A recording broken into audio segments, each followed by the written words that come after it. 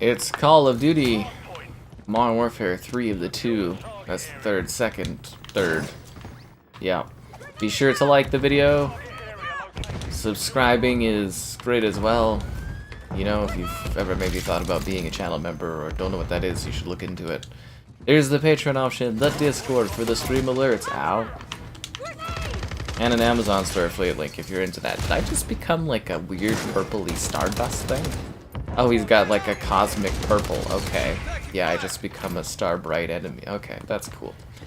So yeah, today we're gonna talk about the Xbox Direct in a bit. The Elder Scrolls Online, I think it's Gold Road, the expansion for that one. Where am I getting shot from? Oh, my teammate was useless, it didn't kill that guy. Okay, that makes sense. Because I'm like, I thought my teammate was shooting this dude. No, never mind. Anyways, that one, and yeah, if you're wondering why we're back on Call of Duty here, because, you know, we don't really have anything left to do in the Battle Pass. There's not really a point in being here, specifically.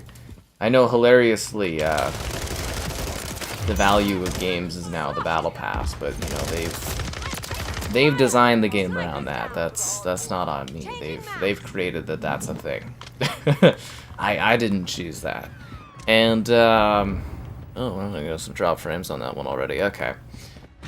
So, anyways, yeah. Usually we wouldn't be back, but Activision sent me like a really late, kind of in the evening email where they're like, "Hey, we're doing a reload for our season or whatever for COD." They're like, "Do you want some COD coins to maybe play and show things off?" And I was like, "Yeah." Because you know me, as soon as they threw it, wow, that guy's such a try-hard loser. 90th god, get a life, dude. Look at this guy drop-shotting. What a loser. Seriously, no life. Anyways.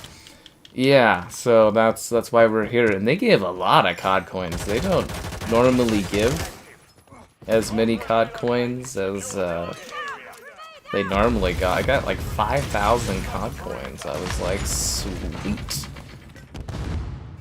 I'm like, you know what that means? We could finally get another villain character to replace Skeletor. We'll probably wait till the new season when they've added the new characters, because I think there's, what, 2 characters from The Boys, which I haven't watched a single episode of. So every character they have from The Boys, I sit there and I go, I don't know who these people are.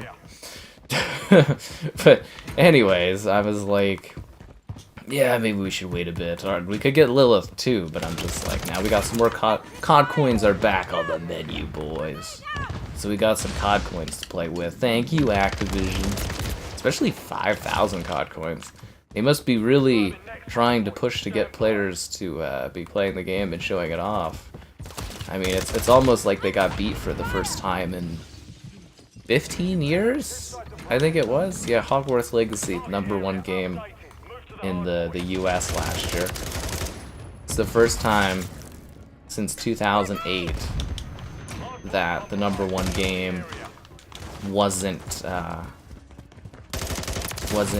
Call of Duty game, or wasn't Grand Theft Auto 5, or, well, a Rockstar game, I guess. I'm thinking of Red Dead was #1 one of the years. Anyways, it doesn't matter, but it's the first time that something else has been #1 in the US, literally since 2008.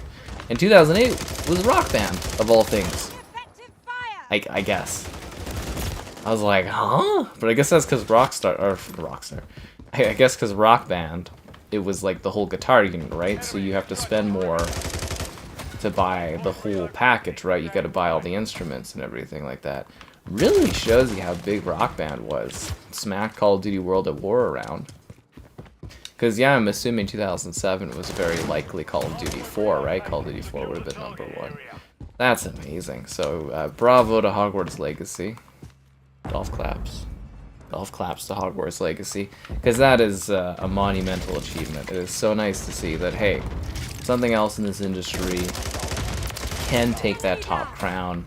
It just takes, you know, a little bit of love of the IP, really working on a game, and putting out a good title, right? That's what it takes.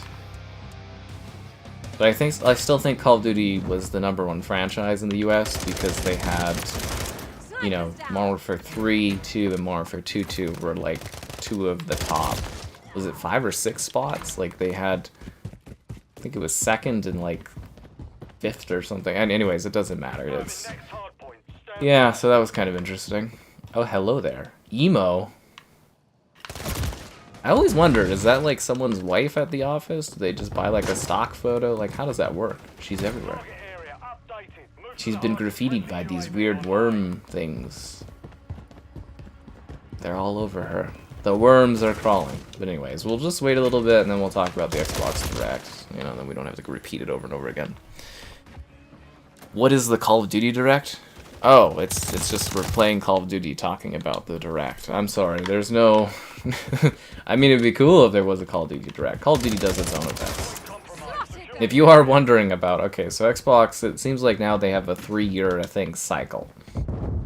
Well, maybe 4-year, I think, cycle, I guess, technically. Okay, so they've got the Xbox Direct. They have E3, which is now the Xbox Games Conference, which is in the summer. And then they have the Call of Duty event, which will be in the summer. Unless they change that and they add it back to their conference, which would be such a return to form for Xbox. I would be like, oh, it's like the good old days. I'm like, we'd be bringing back Call of Duty Ghosts, yo. Or was Advanced Warfare the last? What was the last COD they had? It was Advanced Warfare, right? That was the last one they had the marketing rights to. Yeah, and you know, they used to, at the Xbox conference, they would show the new Call of Duty game. But now COD does its own event because it's so big.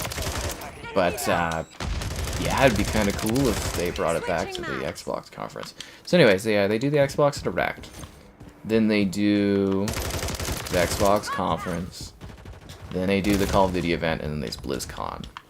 And, you know, there's smaller events, you know, they have, like, QuakeCon.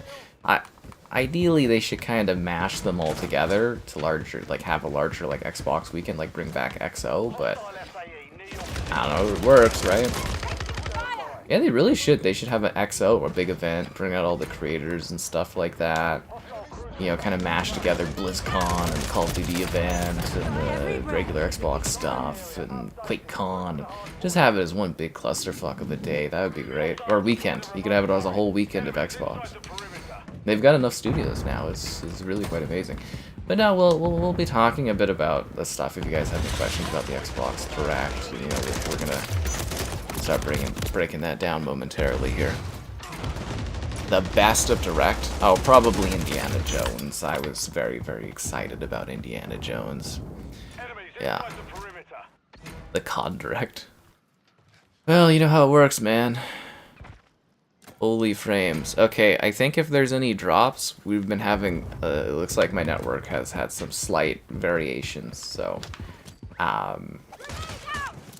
well, I've only dropped 590 frames, roughly. Yeah, it's fluctuating my network a little bit. We're gonna see if that smooths out. If not, I have a way to fix that, but, I don't know why it always does that for Call of Duty. It's really weird. Yeah, it's about 2% frame drop, yeah. So anyways, yeah, I really liked, what the hell was it? I really liked Indiana Jones. I was very excited about that. Yeah, it's gonna keep doing that, isn't it?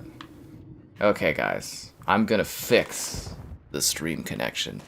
I am so sorry. One sec here. I got this.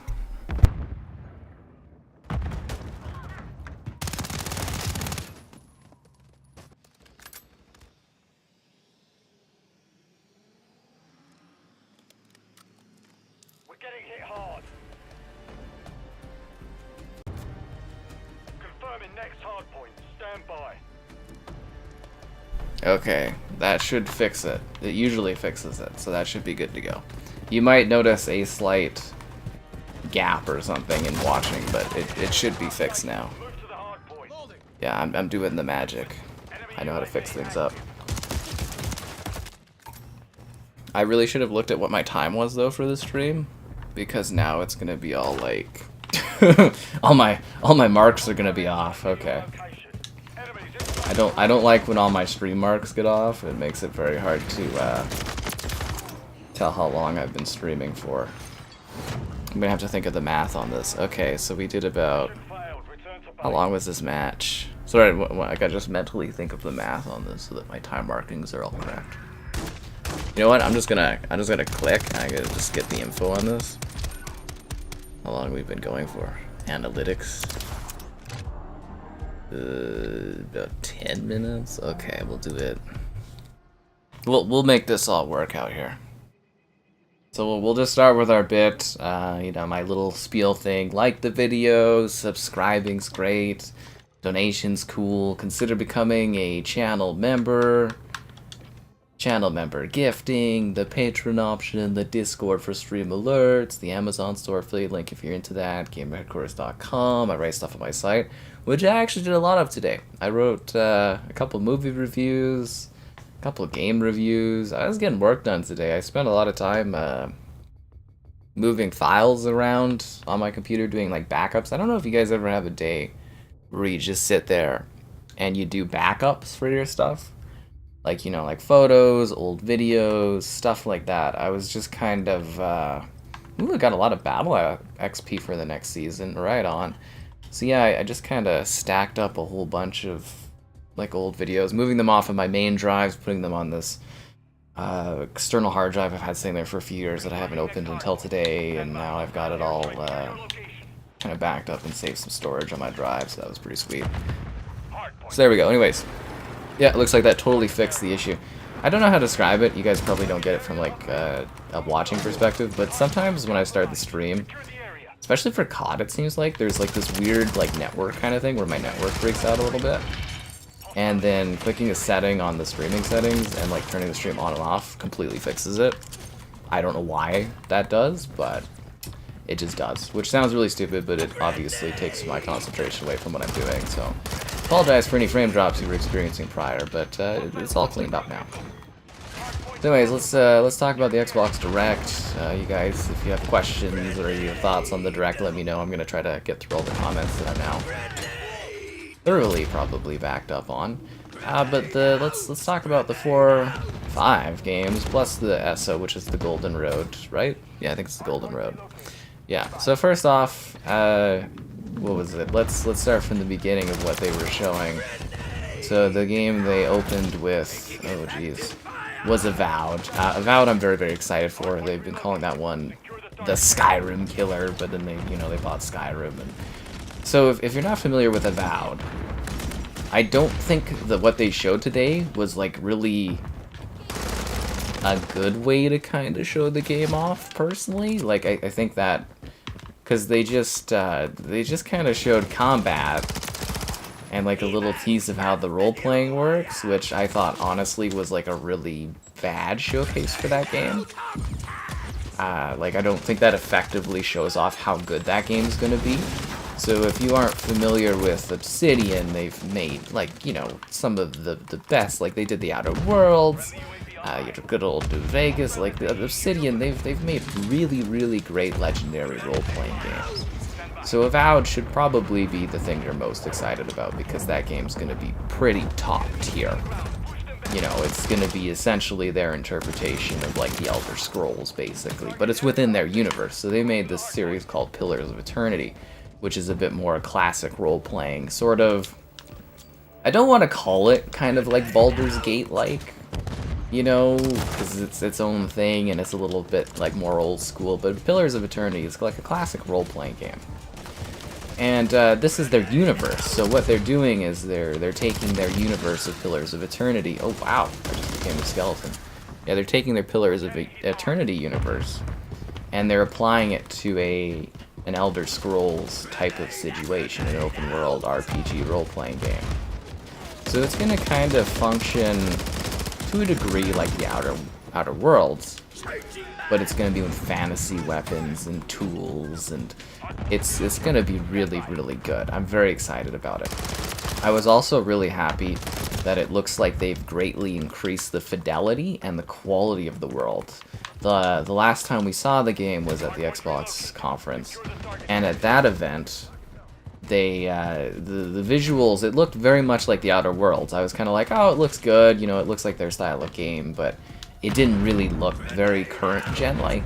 And today, I think you also saw that a lot with the character models and the visuals of like the magic and stuff. it looks a lot more like an actual current gen game, and just that fidelity of like the facial quality, the I guess I don't know if you call it motion capture, but just like the facial like syncing, and everything looks much better. And then the vibrancy of the world. It's a very cool looking fantasy world. It's gonna be great. It really, really is. That should be, like, they had probably the worst trailer showcase, I think, of the event, but like, that is probably the best game they showed today was Avowed. And yeah, that's the one you should really look forward to, and that one's gonna be a fall 2024 release date on that one, so it's coming. Yeah, so that one I would imagine is probably gonna be like, I hope it's sooner, but it's probably going to be like November, October.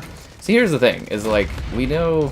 Okay, I did a really good rumors video. If you haven't seen it, I'm tracking very well for what I said on it still.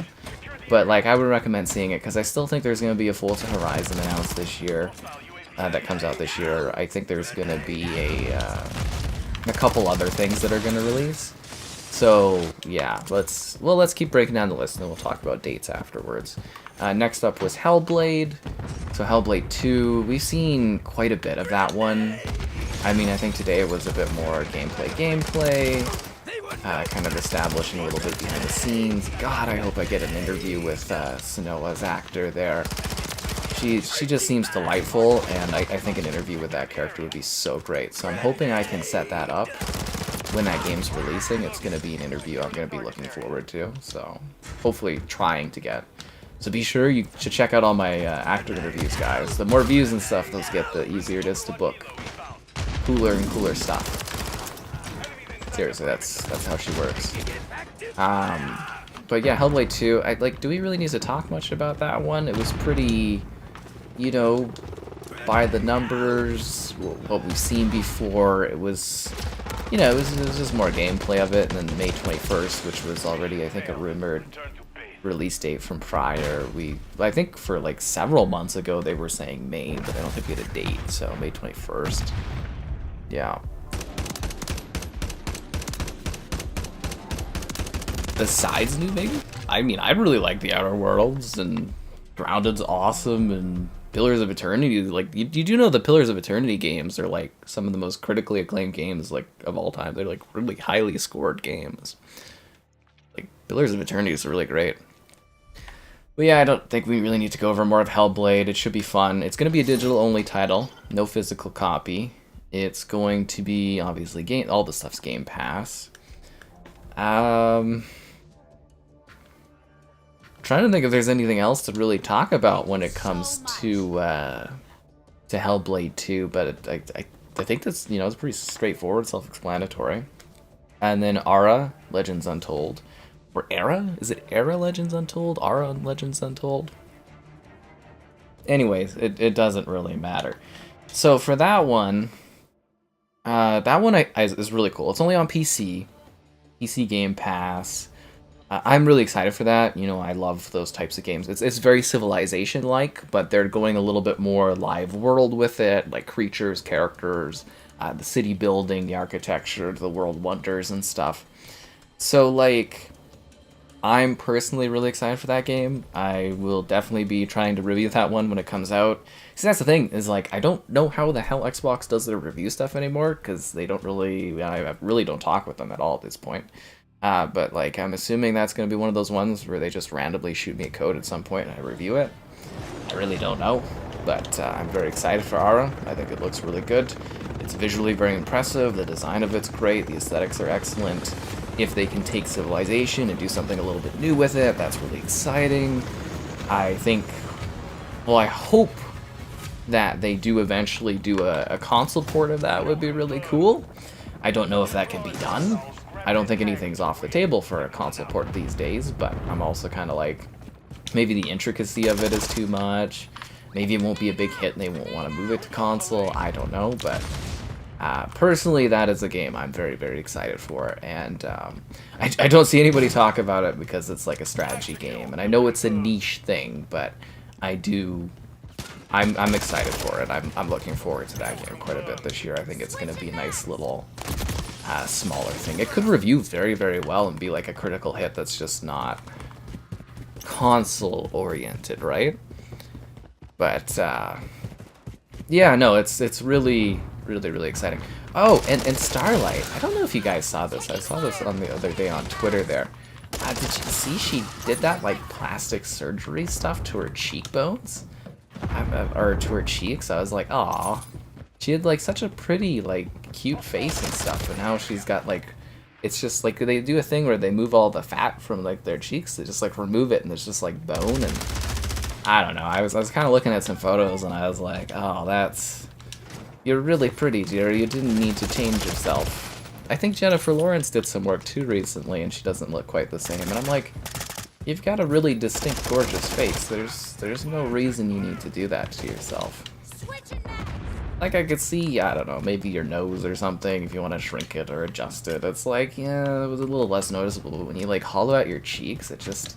And it seems to be a really common thing right now, is, like, the cheek hollowing, and I don't know, it just looks very aesthetically displeasing to me. Like, she looks odd. I don't... Yeah, it makes them look really old, and it, like... I don't know, I really dislike it. Like, it's, you know, it's your body, you do whatever you want with it, you got money. You know, I'm not here to judge, but I'm just here to be kind of like... I don't know, guys. Like, if you feel that there's, like, beauty pressure to adjust yourself, you know, people all look different and all look kind of cool in their own ways, and it's just... She didn't need to do that. She looked beautiful as is. It was just really unnecessary. Yeah. Ow. So yeah, she looks a bit weird. I got sidetracked. And then they showed Secrets of Mana. No, Visions of Mana. So they talked about the legacy of that franchise. I think they said 30 years? 15 games? Not a single one of them released on Xbox, so they've just been, like, fucking ignoring us for 20 years. Over 20 years that Xbox has been around, so, cool. Thanks, Square Enix, for recognizing Xbox. It would have been cool to get, like, a legacy pack or, like, a throwback pack, or... But at least we were getting, you know, that new one, so that's like a JRPG kind of thing. I don't really care. They talked for a long time during the developer direct, and I was just kind of like, I don't really know what this franchise is, other than just, I've heard about it, and I was just kind of like looking away, talking on the Discord, and just kind of ignoring it. I was just kind of like... Yeah. I didn't really care about Visions of Mana. I'll probably do a video on it or whatever, but I was like, I don't know, when I saw Square Enix pop up, I was like, oh my god, Final Fantasy VII Remake, and it's like, nope. And as soon as they showed the little magical creatures, I'm like, oh, it's Secrets of Mana, and then it's like, oh no, sorry, it's Secrets of Vision. I'm like, okay. But yeah, I was a little bummed out there. People can't be happy with themselves. Well, you gotta remember, too, if you're somebody that's doing that kind of thing, there is,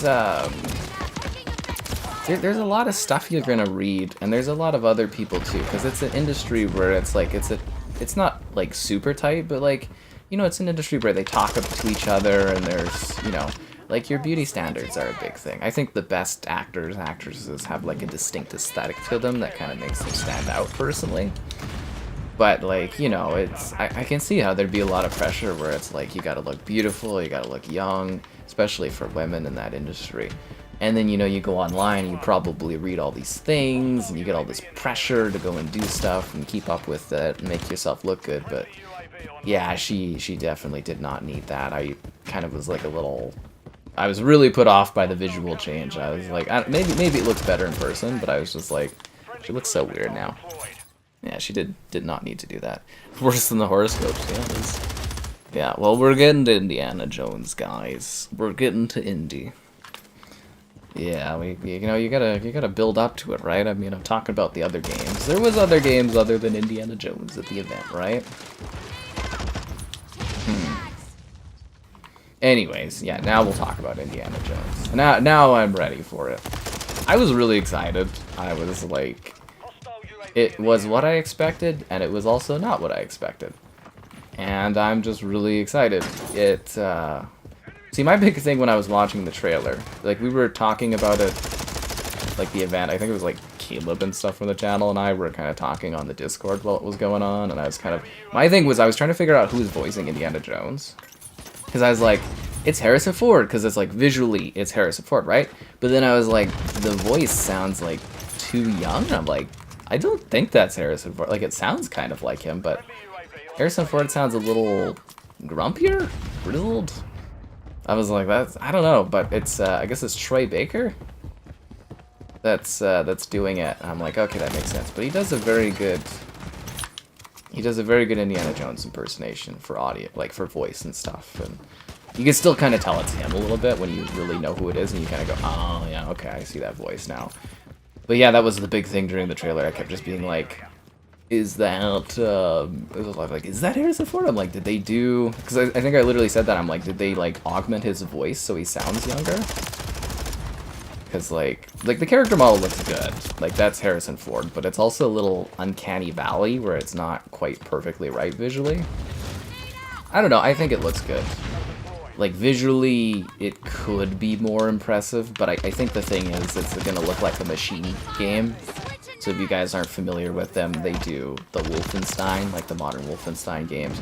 So they have like a very, like their games look good. They do. They look really, really good. But they have like a certain aesthetic to them, and I think that's gonna be carried over in this game, where it's not kind of like, because I was seeing comparisons to like Uncharted and The Last of Us and stuff on Twitter. And it's not, they don't make those types of games. They make, you know, first-person shooter games where you're blasting, you know, Nazis and stuff. That's what they do. That's their thing, which makes them perfect for Indiana Jones. So it's gonna be interesting to see how they do the puzzles. But like, I thought it looked really nice and really good. And it's like, yeah, sure, it could be visually more realistic, but I don't think they're fully going for realism, if that makes sense. Yeah. Well, it's not exactly Harrison, but I mean, that is the likeness of Harrison Ford, right? And it takes place between the events of... well, before Last Crusade, just before Last Crusade, which is my favorite of the indie films. I love Last Crusade. Great movie. Perfect. Just cinematography, everything like that. Beautiful, beautiful movie. So... yeah, and they also said that puzzles are going to be kind of optional, it sounded like. Man, we just got our asses kicked. So I'm very curious about that. Because they were like, yeah, the puzzles, some of them you have to do, but they made it kind of sound like some of the puzzles are optional. So I'm wondering if it's going to be sort of like their last Wolfenstein, where it's kind of like linear, but like there's a little bit of exploration you can do, and you can pick up some good extra, like, secrets, and I'm thinking maybe that's sort of the vibe that they're going with, which is totally fine, because it's like, I kind of like puzzles, but I remember doing some of the Tomb Raider video like walkthroughs and stuff, and so many comments where people like pissed off about doing the puzzles, because sometimes puzzles in those games can be a pain in the ass. Like I was doing Prince of Persia, and some of those puzzles later on are just like, oh my god. But it sounds... we'll do one more Rio map, and then we'll do a regular rotation. So it kind of sounds like the puzzles aren't going to be like the full focus, and more of an optional thing to the action, if that makes sense. Because it's like Indiana Jones, like the character, he's an action hero. But there's what makes Indiana Jones cool is sort of his... he's a professor and an archaeologist first. He's an action hero kind of second. And it makes the action more intense, because usually he's getting his ass kicked. You know? And he just barely kind of, like, gets lucky or does the right move. And I don't know. But I thought that combat looked really, really fun. The whip, just like... whoosh, dun, dun, dun, dun. Oh, and you should also whip your finger over the like button. Be sure to like the stream. Subscribing's great. Donations cool. Consider becoming the channel member that Indiana Jones might have wanted you to become in another life. There's channel member gifting, the patron option, the Discord for stream alerts, and the Amazon Starfleet link if you're grabbing anything on there. But anyways, yeah. So Indiana Jones, I like the look of the combat. It seems like they're trying to give you options for approaching combat in the game. Because it was sort of like they were, and again, it's like I can only see what you guys see. I don't have any extra info. Firstly, a shout out to how useless the Xbox Press Center and the Bethesda Press Center is. So for whatever reason, they've owned, what, Bethesda for like 3 years or something like that. And Xbox has their own press center that they just created. They used to use the Xbox Wire, which they still kind of do, but not for media assets. And then Bethesda has their own media center. Sorry, this is my whole aside thing in case someone at Xbox actually does listen to my stuff and how fucking annoying their press center is. So, their thing was not updating during the show. I had to wait till after. Some of the images were in the Xbox area. Some of the images were in the Bethesda area. None of the Elder Scrolls images were in the Bethesda area. Neither were the Indiana Jones well, actually, you know what? None of the pictures showed up in the Bethesda area. So I had to go on the Bethesda website to get assets. And then the Xbox website only had part of it for the Xbox Press Center. It's just, God, it's a pain in the ass, dude.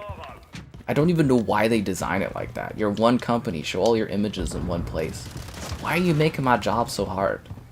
And they didn't even have all the images that were circulating around online, so other people had access to images that the press center didn't have access to, and I was like, what the hell is this? Alright, I'm totally going off topic here. But, yeah, it's just a piss off, dude. It's like one unified image place. I get that you guys kind of act like separate companies, but damn. It's gonna get even worse when it's Activision Blizzard. Like, is Activision gonna have one, and then Blizzard will have one, and then King will have one, and there'll be like 6 Xbox press centers I have to go to? It's madness. Just try to think of it from my perspective of trying to get photos of these games to like do stuff with. It sucks. It really does. Anyways, back to Indiana Jones. So, you know, I can only see what you guys kind of see on these like video things. I didn't get any like extra info on this, no debriefings or anything. But they made it really sound like it's gonna be a game where you kind of tackle it how you want. You know, you can be the action hero, but you don't necessarily have to be. Like, you can kind of use stealth, you can use diversion. Like, they showed where he whips the wall and the guy goes, oh, what? And, you know, and then Indiana Jones goes the other way, or you can throw bottles that you pick up at people. And it seems like you could really use the environment, too. They were kind of slamming some of the Nazis against, like, pillars and stuff. And again, I think the whip looks like a pure joy. It's like, whoosh. I think it looks a lot of fun, right? So, yeah. I'm very, very excited about Indiana Jones. I have to complain about Xbox every stream. Well, you know, it's just part of the streams, man. You gotta accept the magic there. I actually think I've been very positive and excited tonight overall. I'm just complaining about how poorly the media center stuff is. Like, that's something you guys don't even ever see, but from my end, it sucks, because it's like a pain in my ass getting what stuff I need to cover their things, but, you know, whatever, I guess it doesn't matter too much. Anyways, yeah, I don't know, I think the game looks really good. That scene where you're flying through the city and you're on the plane, that looks really good too. I'm assuming that is actual, because the game didn't look like super high realistic. It looked like it looked like a Machine Gun Games kind of game, or Machine Games game, and I'm assuming that was actual footage. I'm hoping that was it running on Series X, because, you know, it did look really nice and fluid. I like the secondary character. Like, I think Indiana Jones looks great, but I did like the secondary lady he's with. I think that's a really cool idea. It doesn't seem like they're trying to do anything weird with it. It's just straightforward. He's got a beautiful, you know, lady that he's with doing an adventure, and she's, an investigative journalist and trying to get a big scoop in a story, and I think that dynamic's going to be really, really cool. So we'll try to get interviews for, I doubt we'll get Indy, but maybe we can get her for an interview when that game comes out. And then 2024 is the release date for that, too.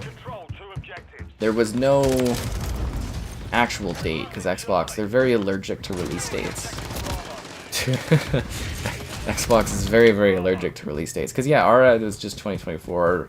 I don't think the release date on that one matters too much, but probably, you know, they'll drop it in the summer or the fall, that game. And then Indiana Jones, I'm thinking the summer, because we got May for Hellblade. Is Flight Sim coming out in the spring? Like, I don't think we have a Flight Sim release date. That's supposed to come out this year. So I'm kind of assuming Flight Sim's gonna come out in like March or April? Because I'm like, is the first quarter just there's no Xbox release, or it seemed a little weird. So I'm thinking Flight Sim is gonna be in a couple months, like maybe April. I'm still thinking the Xbox Activision Blizzard deal thing, like I think the library drop's gonna be in like the spring. So I could see Flight Sim and that happening in the spring. May, Hellblade. July, June, I think, or something like that, we could see Indiana Jones, and then I'm thinking Avowed's gonna be like later on in the year, because I'm assuming Xbox has a couple other games coming out. Again, her Forza Horizon, I believe, is coming this year, and some other, there's supposed to be like a Fallout 3 remaster, Oblivion remaster / remake, but those might be moved to next year. So it's kind of like, and I think they, and then there's Call of Duty, which is November, so, or well, it'll be early November or late October, depending on what they do. So I doubt they want to step over their own game now that they own both of it, right? So maybe Indiana Jones will be like September, October, COD in November. Well, I guess that kind of works out, right? They could do, because they stack the fall, so they could kind of do one game a month if they really wanted to. I don't know. It's kind of hard to get these all scheduled, right? Yeah. Will Blade be first or third person? I'm assuming Blade will be first person, because that's typically what, you know, that's typically what Arcane does, is first person games. Oh, and then, yeah, I guess that's a big thing too, Indiana Jones. It's first person primarily, and then it switches to third person for cinematics and climbing, which I think is going to be a little jarring, switching perspectives while you're doing stuff, but maybe they've got it smoothly set up, I don't know. I don't think that game needed to be third person. It would have been fine if it was, but like, realistically, you know, that developer, they make first person shooter games. That's what they do, right? So I think it'd be a little weird to kind of like push them to do something they don't typically do. But we'll have to wait and see how that works. Because yeah, they kind of showed it and I thought it looked a little awkward as you were in first person, and then it kind of like panned out for him climbing a pipe. So I'm kind of hoping that there's not a lot of that, because I did think that looked a little awkward, that transition there. Cutscenes in third person, totally fine. You know, you want to see Indiana Jones acting, you want to see his character moving around. No problem on that one at all. Yeah. Gears 6 is a little bit off, and I still don't believe the Gears collection is a thing. I really don't. Again, the way that was rumored, the guy that rumored that isn't usually very accurate on stuff, and look, I'd love a Gears collection. If they pull out a Gears collection, it would be great. It would be awesome. I'd love it. You know, but we've had that rumor for, what, 5 years now? And it's like, you know, it doesn't take 5 years to put together a collection of Gears games. So, I really, for me, I'm putting that in the, I don't think that's a real thing. It would be cool if it was. It's kind of needed to get those games on PC, Gears 2, 3, and Judgment. I'd love a Gears game where you can have all the old multiplayers all together, kind of like Halo. I'd love it, but I don't believe it's a thing. So, I mean, I'd love to be surprised this year. I don't think it is. And I guess we'll find out in June, right, with the Xbox conference. We'll find out in June whether or not that is a thing. But yeah, would I stream the Gears collection? Oh, of course. Yeah, we'd be doing tons of Gears streams. I love Gears 4, but just because I love the series doesn't mean I believe that there's a collection of it coming. I mean, we've talked about it for years, and at this point, I just don't believe it is a thing. We need it. I mean, it'd be great, but like, I don't know, man. I really don't know. So that covers that. And then there was... I feel like I'm totally behind. I've been ignoring all your comments today, guys. I'm really sorry. There's like a lot of comments, but like... Yeah, sorry. I just been trying to get through all of this stuff. Yeah. So, I'll get through Elder Scrolls, and then I'll try to get through comments that people have been doing. I've been totally neglecting you guys. Not on purpose, but, you know. Arthur. Oh, that looks terrible. Spawn! Oh my god, you know, it's so cool. Spawn, Keith David, is coming to the local Calgary Expo. Hopefully he doesn't cancel or something like that. Hopefully I can get an interview with that dude, because he's also the Arbiter, and that'd be, like, pretty cool. Oh crap, I forgot we're switching from Rio. See, I'm all over the place. Souped up, it kind of seems a little silly. Let's do a bout of war mode, I guess, just because it's a long, kind of easygoing thing to talk about. Which means I should probably put Lara on, because she's going to be a little less annoying over a extended match of this game mode. Then we'll put Spawn on when we do regular rotation, and then Ash, of course, later on. Anyways, yeah, so, like, Keith David's coming to the local expo, so fingers crossed I could do an interview with that guy, because it would be really awesome to interview that dude. He's done, like, a lot of stuff. Like, a lot of great stuff. So I got sidetracked. Yeah, the Elder Scrolls Online Golden Road? I think it's Golden Road, yeah. So watch that show. If you guys didn't see it, like, the pre-show for that one was them cooking food from the Elder Scrolls. They made like a pie and stuff. And I was like, oh, that's kind of cool. Yeah, usually we have our channel Elder Scrolls expert Joelle. We would typically be doing a stream talking about that tonight while playing the Elder Scrolls Online, but I think she's kind of moved on in life and stuff and doing her own thing and working in that now, which is great for her. But yeah, that's also an Xbox first-party game, so it's kind of good to talk about it. Maybe we'll do a stream of it when it comes out, too, because we usually do that. We did Necrom and the one the year before and all that. But it looks cool. It's an area from Oblivion.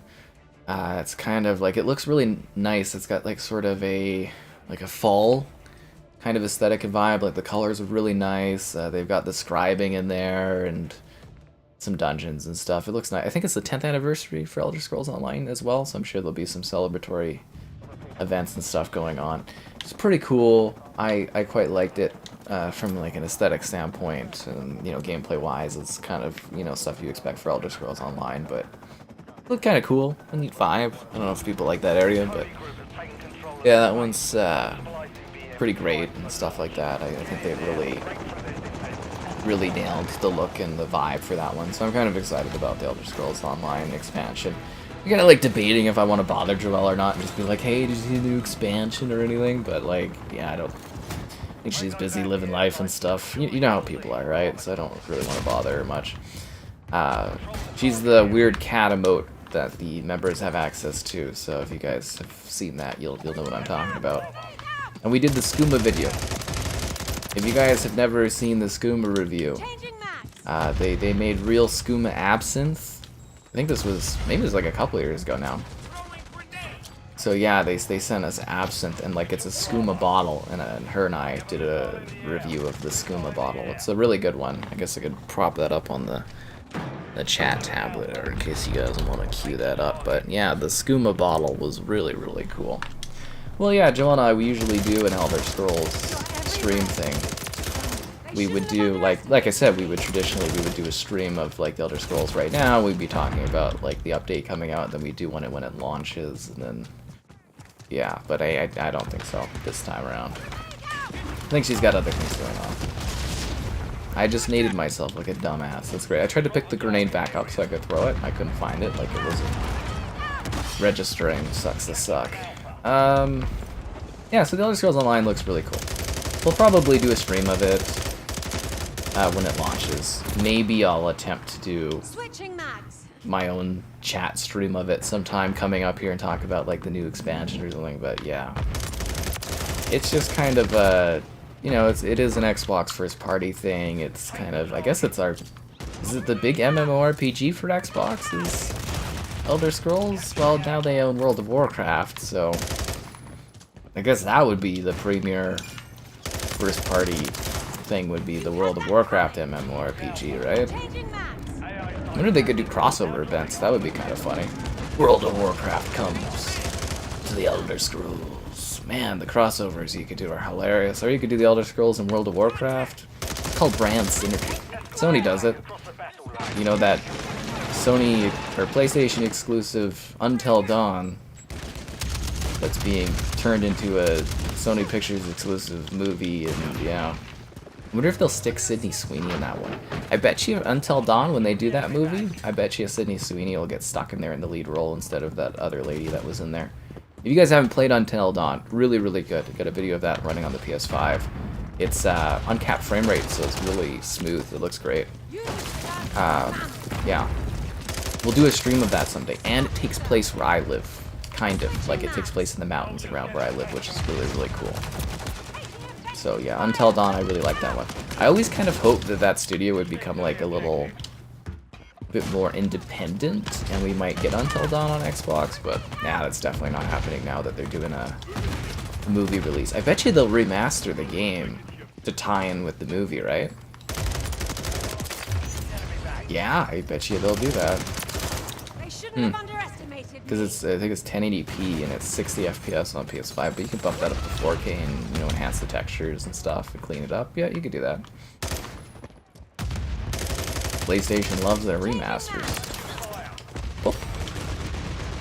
That was cute. Alright, so I think that covers the whole thing, right? We covered the 4 games, talked about the releases, and then we talked about the Elder Scrolls Online update. I don't think if there was any other news today about that kind of stuff, but yeah, I think that was pretty much it, right? That was all the big stuff.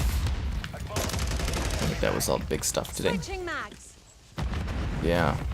Another design lab. I'm pretty confident we're gonna see a new Xbox controller this year. I think that I don't think they're gonna do like the refresh of these consoles, like the Series X and Series S. Although it would have been cool to have the Bluetooth support. But yeah, I do still think we're going to see that controller revision. I think that's going to be a thing this year. Better haptics. Because it was from the leaked documents. Better haptics. What were the other changes? Oh, the sound. So it doesn't clank. Like I'm holding some kind of weird tambourine in my hand that won't make clanky sounds. Yeah. The controller feels archaic. Yeah, there definitely is. I've noticed that too. It's like, I love the Xbox controller. I like how it feels. But yeah, basically PlayStation, they just took the Xbox controller design and they just made it better. The only thing I would say is I like how the thumbsticks are done on Xbox better. But like, yeah, no, it's yeah, PlayStation, they just basically took the Xbox design and just made the Xbox controller feel like super archaic. Feels really dated. It still feels better in my hand, I think, overall, but like, yeah, clanky. The vibration's not very great. It definitely feels like a bit of an aged archaic controller at this point, which is hilarious. Yeah. I still want batteries, personally. I don't know about you guys, but I love having my own batteries. I have my own rechargeable packs. I don't really want an internal battery. I still like the choice of batteries, but I do think there's a lot of stuff they could improve on this controller with a revision. So I'm hoping that they are actually doing that. I'm sure that information's been loud and clear and conveyed to Xbox. So if I missed any of your... Oh, and the gyroscope stuff. Yeah, people like gyro. Personally, I hate gyro. I think it's the worst thing they've ever added to controllers. I think it's stupid. I turn it off as soon as I see it in like a Switch or in a PlayStation game. But I do think getting that on the controller and getting that as a standard across all the platforms would be a really good idea. That way it's just a feature and these game developers can finally like create an optimized gyro control system for any game they want. Because it's awkward when one company uses it or a couple companies use it and one doesn't, because then they've got to like cater to different platforms. So if they all have support for it, it'd be like, yeah, it'd be a good thing. Yeah. So there you go. It's more like controller comfort, right? Like when the thumbsticks, the thumbsticks are like beside each other like that on the PlayStation controller. It's okay for a bit, but after extended gameplay time, it does hurt your hands a little bit.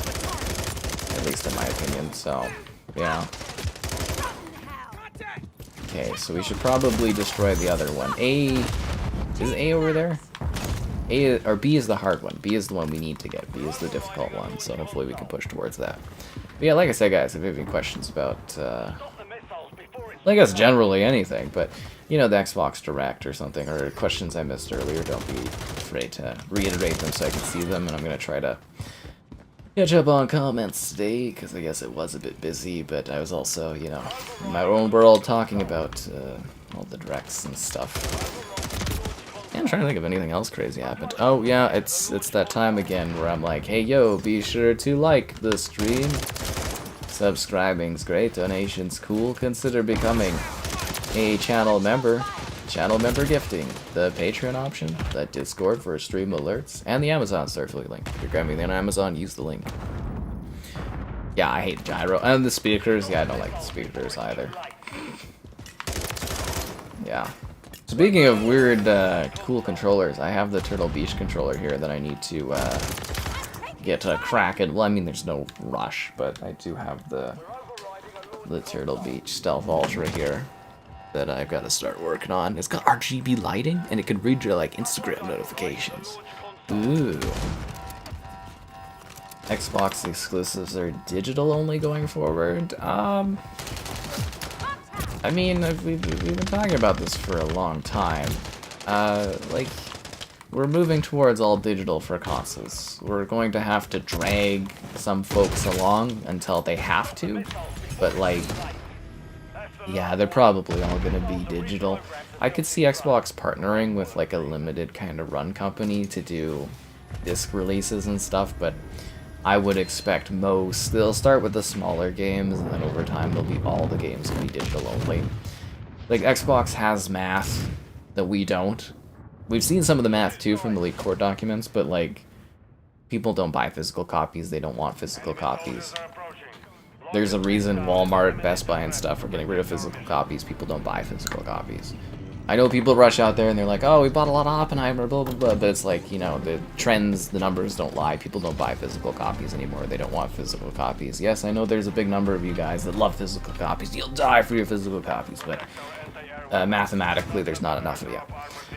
So, yeah, I mean, over time, I don't think it'll be, like, all the games right away, but, yeah, Xbox is definitely... And they're going to move towards that faster than PlayStation, because PlayStation still has a larger number of people that buy physical copies. So it makes more sense for PlayStation to still support physical stuff, but, yeah, Xbox is going to move away from that faster than, you know... And...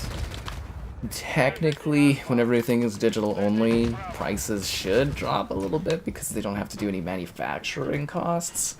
Probably not going to be the case. They'll probably just keep the price because they'll want the extra money. But I mean, like, theoretically, pricing should be cheaper because you don't have to distribute and manufacture and, you know, and stuff like that. And you don't have to be in storefronts. And there is also the problem of not being at storefronts, but then again, there's not as many people that go out to stores these days either, and it's a whole thing, right? It's a whole ecosystem of things, and everyone has different opinions on it, and yeah, that's just how it is. Yeah, the controller's really, really cool looking. I just haven't had time to go on that one. Yeah. When servers die? Well, okay, we talk about this all the time. But even your physical disc doesn't last forever. Your physical disc doesn't have all the updates. Your physical disc doesn't really contain anything on it other than, like, the game. It doesn't have updates. It doesn't have all the features. Usually those are all downloaded afterwards. Your physical copy on both PlayStation and Xbox is essentially, in the modern era, just the license key in order to play a digital copy. When you, like... Most of the games don't even have the full game on the disc. There's very, very few companies that actually do that.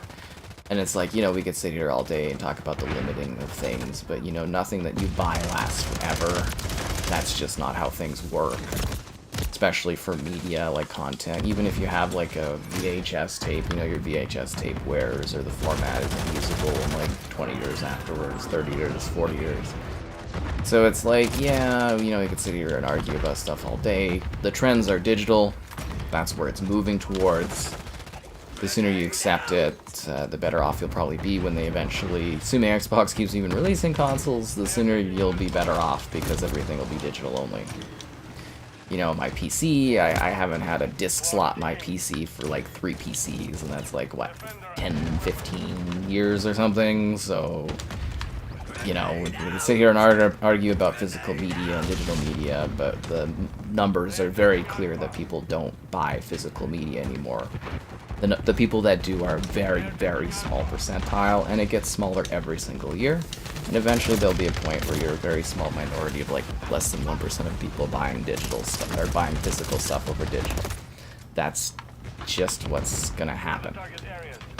It'll probably be like, you know, like vinyl. Maybe it'll come back as like a niche little collector's item, but you know, sorry, you just gotta accept it. We talk about it all the time, and you can say all these things, and you can love physical media, and it's cool, and I'm totally fine with you buying physical copies. I'm not here trying to take your physical copies away, I don't really care, but it will be digital. It'll all be digital, and you'll have to just accept that because it'll be your only option. And it's better to just get digital now and prepare for that, instead of, you know, trying to desperately hold on to something that's disappearing. When did I accept everything being digital? I think the first year of the Xbox One, I sat there and I'm like, why the fuck am I buying discs? I think it was like literally, yeah, that first year of having that Xbox One, because I got the Xbox One at launch. That first year I was sitting there, I was like, yeah, I'm not buying any more digital or any physical copies anymore. No, this is dumb. I was like, why would I get off my ass to switch discs? You know, it's just like, the games aren't even on the discs. I have to do updates, so yeah. How was my day? Oh, thanks for asking. It was kind of boring. I kind of mentioned it a little bit earlier on at the beginning of the stream, but it was just kind of a work day. I couldn't really record anything because it was too busy and noisy for whatever reason this time of year, I guess. But, you know, I got up, I watched the direct. You know, I did my tweets, I did my whatever postings, and I just kind of worked. I did some backing up of my files, some moving around files to open up space on my computer.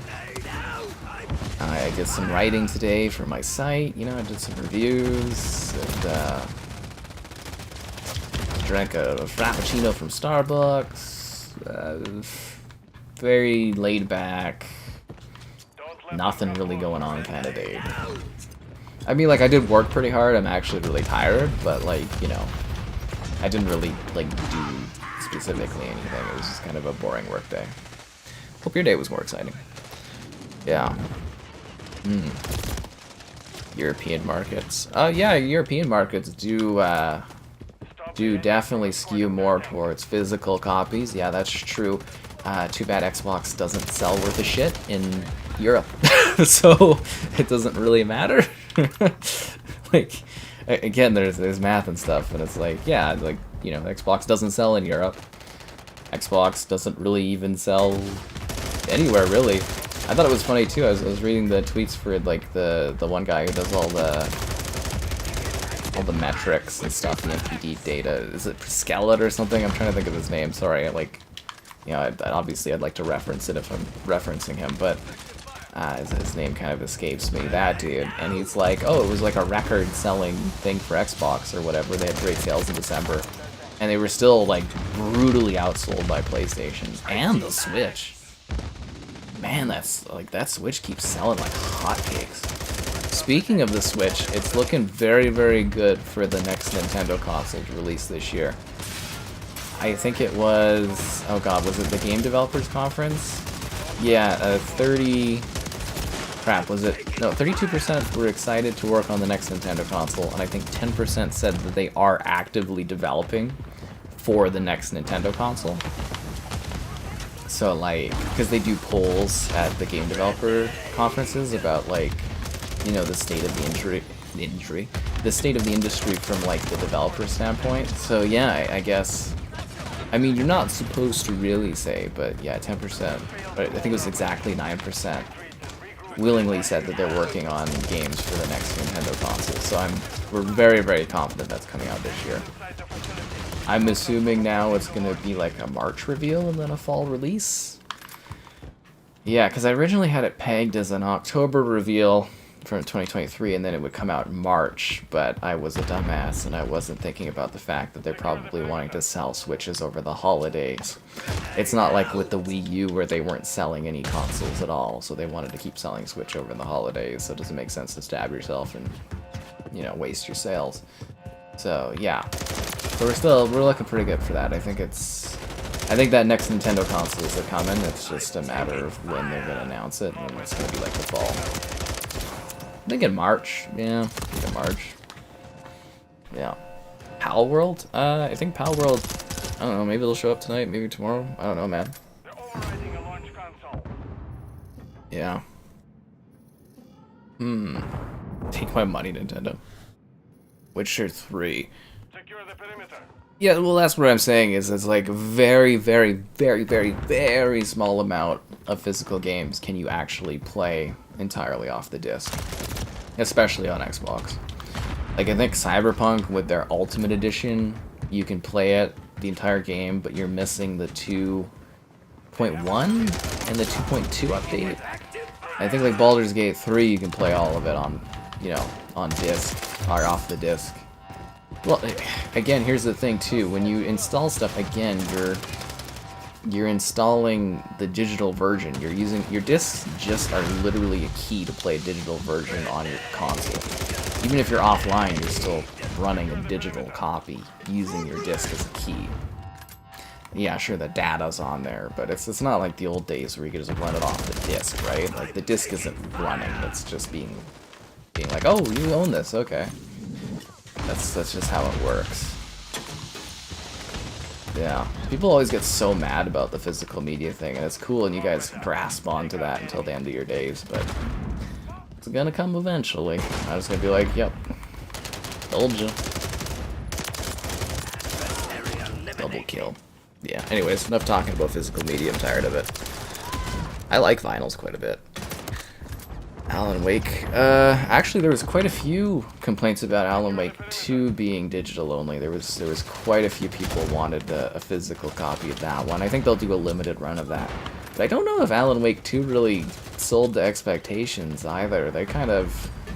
It was a million... I think it was 900,000 copies sold. They're probably over a million something now, but... Like, that's good, but like I think that game was pretty expensive to make, so... I do wonder if Remedy, you know, made their money back and are like getting royalties on that one, because Alan Wake Remaster didn't sell totally well, but it got a bump up of sales because of Alan Wake 2. So yeah, I don't know how that is. Alan Wake 2, really good game, guys. So you know, if you didn't play that one, you should go support Remedy. Remedy really needs to get bought up by companies so that they're like.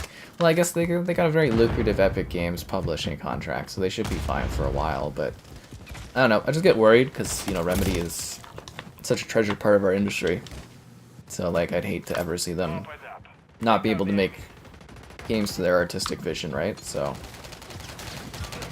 yeah, I don't want to see Remedy go anywhere.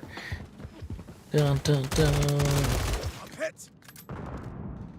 The price drops for digital? I don't know, man. I see stuff on Steam all the time for like a few dollars. So some of those Steam sales can get really good. Because like a while ago, as I was saying, like the move to digital would be that you lose the manufacturing costs of making discs, and you lose that like amount you have to give to like the physical retailers. So there should be more money in digital. So that should therefore give you better value that you should be able to pass on to the consumer, but game costs have also gone up a lot too, so there's that whole aspect of it. Yeah.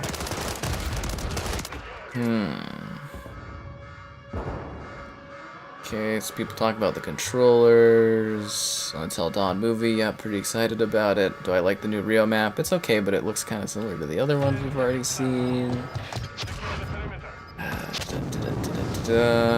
Tomb Raider Remastered, yeah, I'm very excited about that. November due to Christmas. Again, Indiana Jones, I don't know if they'll put out double Game Pass in the same month. There's no point. Because you gotta remember, Call of Duty's a Game Pass release now, so they're gonna stagger their releases. They don't need to put it all out at once. Enemies look Wolfenstein-like. Yep, that makes sense. Hot on Game Pass again. I think the Activision stuff is spring. I have a video that talks all about that. Yeah, okay. I think we're all good on the questions. Let me just get back to where we were. Yep, I think I'm all caught up. We're caught up enough. Yeah, they're remaking Max Payne 1 and 2, which I think are supposed to come out this year. Maybe they'll be next year or something. I don't know. Kind of a weird one, yeah. So but that's a deal with Rockstar, is that. That's why Xbox, if you missed the leaked documents video, that one's always a good one to check out. But like Xbox was looking at buying Remedy as a potential purchase because they're like the last true independently owned AAA development studio out there, like narrative development studio. So yeah, they were looking at buying them, but they're like, the big issue with buying Remedy right now is that they have a publishing deal with Epic for their games, which covers a number of years, and then they also have that publishing deal with Rockstar to remake Max Payne 1 and 2. So buying them would be a little awkward because of the costs, as you know, part of that deal. So yeah, that's what's going on there. Blue Dragon, and it was 3 discs. Yeah, wasn't I can't, was Mass Effect multiple discs? There was a few games. I thought the 360 era would be the last era where we'd have discs that were multiple copies. I think was one of the Final Fantasies like a few discs or something like that. Yeah. Not in the business of selling consoles. Yeah, because they're not very good at selling consoles. You like the beer? I always call it my depression beard because I look all scraggly and terrible. I hate how I look when I've got like a beard going on. It just looks all washed up. It feels all like disgusting and unclean. Ugh. Don't like it. Anyways, yeah, so again, it's kind of a really dumb statement that like, oh, you know, Xbox isn't in the business of selling consoles. Well, of course they are. I mean, that's how you get users into your ecosystem. They're selling to greater consumers too. Right now, they own Activision and Blizzard and all that. So like, there is more to it than just we're down like by half. Yeah, I don't want to be a part of this. So like there is a bigger part of it too. They're making money on PC. They're publishing, you know, Call of Duty and stuff. They'll make money off Nintendo. When Call of Duty gets on there, they'll make money off of PlayStation. Like they're in a bigger business. But to like pretend that the console sales don't matter is really dumb. Because like they're doing a subscription model, and it's an ecosystem. So it's like you need to sell consoles to sell your subscriptions, because you can't put your Game Pass on Nintendo because they won't allow it. You can't put your Game Pass on PlayStation, they won't allow it. So you gotta grow your user base. More consoles sold, more people that have subscriptions. It's basic math that any idiot could do. They tell you that console sales don't matter because that's for investors. That's not for you. You know, he's not sitting there telling you that console sales don't matter. He's telling investors, oh, who cares about that? We track the numbers because how many people are playing our games. That's where the money is. But that's for investors. Also, it's like you want them to make more money on and have more consoles. The more consoles your platform sells, so say you only play on Xbox, you want there to be tons of Xboxes, millions and millions and millions of Xboxes out there, because the developers are going to take more time to make sure that the games look and run good. See, you know, like developers, they care very little about Xbox, unless they're paid to extra from Xbox for marketing and stuff. They don't care because there's less, like together the Series X and the S is, I think, at 25 million now after the December sales. And PlayStation has double that amount. So like, why would you care about the Series X or the S when there's twice as many players that are going to be possibly buying your game on the PlayStation? So you're going to optimize it to run better and look better on the PlayStation platform. So that's why as an Xbox player, you would want more sales of the Xbox, more players, and then you can get better looking, better running games. And then also you can get better marketing things. So Xbox, they complained a lot about third-party deals, because third-party deals, exclusivity, timed exclusivity, Game Pass deals, they cost Xbox more because Xbox has less players. Those same, like if they were to, so the marketing rights for COD, before Xbox bought, you know, Activision, you know, they paid a ton of money to have those marketing rights, and that's why they gave up the rights, because it cost them too much. Whereas PlayStation get a sweeter deal for Call of Duty marketing rights because they have more players, they have more leverage. So it's an ecosystem thing. It's like the same people that tell you on, like, you go on Reddit or Twitter and people are like, oh, Disney's fine, their parks make so much more money than the movies don't matter. And that's a really dumbass way of thinking, because it's an ecosystem, it all matters. The movies are what attract people to go to the parks. You go look at the Disney parks, what are all the themes of the goddamn parks? Oh, pirates. Pirates of the Caribbean, which is, you know, obviously they did the Pirates ride and they made the movies. But part of the excitement there, the revitalization of the Pirates, is the movies.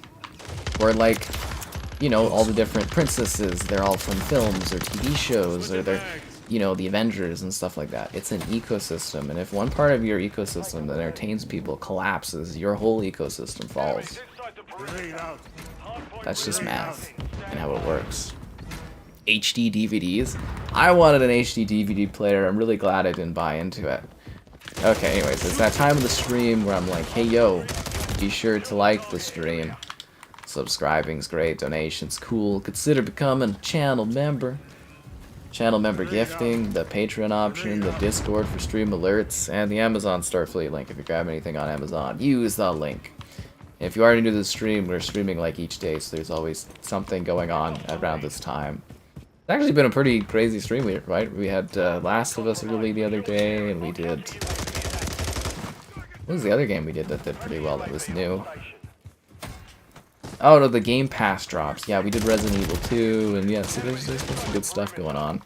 January sucks, so, you know, if you guys can check out some videos extra, if you have some time, you know, run some videos and stuff, it'd be great, because, you know, January ad rev and stuff is terrible, so, you know, it's a very, very terrible time of the year, just putting that out there.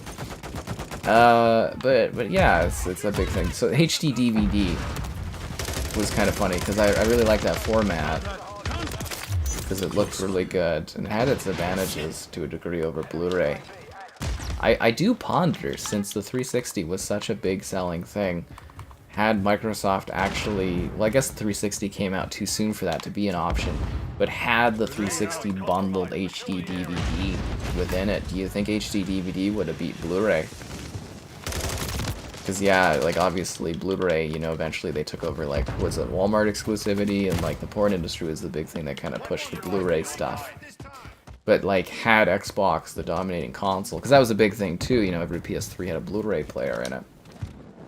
Had they done the HD DVD player in every single Xbox, I'm wondering if that would have been more of a fight back and forth over a decade, eh? Yeah.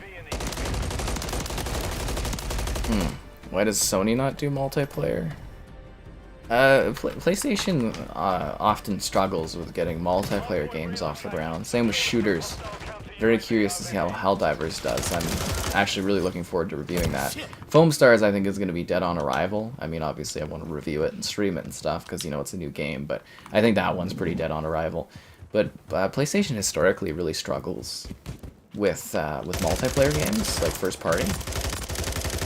And, you know, multiplayer is where your money is, and it's, you know, we've seen all the numbers from the Insomniac leaks, and, you know, the PlayStation games with their budgets are so high, the return on investment isn't as large as it really needs to be, so they're trying to get the games and services going, whereas Xbox does actually have good money-generating games and services, and the biggest ones now, right, with, like, Call of Duty and, like, the mobile games from King, so there's good money there.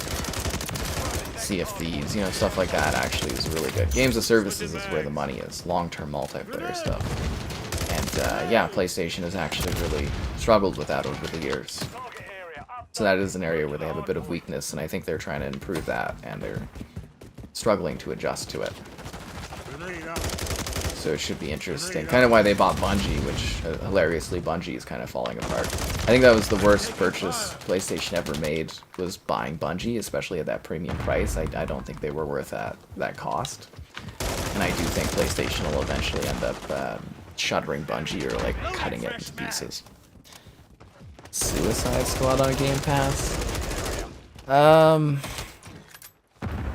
Like, okay, so the best thing we could do is we could look at that Batman game, Gotham Knights. It ended up on Game Pass pretty soon too. Same with what the hell, Outriders. So yeah, it's very possible that Suicide Squad. Does anyone know who has the marketing? Is it PlayStation or is it Xbox that has the marketing rights to Suicide Squad? I kind of think Xbox does. I really don't know, honestly, which, or if anyone has the marketing rights for Suicide Squad. Okay, let's just say hypothetically Xbox has the marketing rights for Suicide Squad. If Suicide Squad comes out or is tracking really badly, So if it's tracking horribly, which I think it's not tracking very well, but if it's tracking horribly, Warner Brothers will go to Xbox and they'll be like, hey, can we throw this on Game Pass and you give us some money? And Xbox will get a sweeter deal because the game's struggling. I think the most likely situation is Suicide Squad is going to come out, do horribly, as in not a lot of people are going to buy it or play it, and then I think you'll see it on Game Pass in a couple months afterwards because Xbox will get a really sweet deal on it. But if PlayStation has like the marketing rights, I think it would go to PS Plus instead. But typically PlayStation, they kind of cheap out on that. They cheap out on that. So typically they won't do that kind of thing unless they get like a really sweet deal. Whereas Xbox will be like, we'll throw you some money for your brand new game to get it on Game Pass just because, you know, your tracking numbers are so bad. We saw that with Rainbow Six Extraction. We saw that with Outriders. We saw that with was Gotham Knights pretty quick?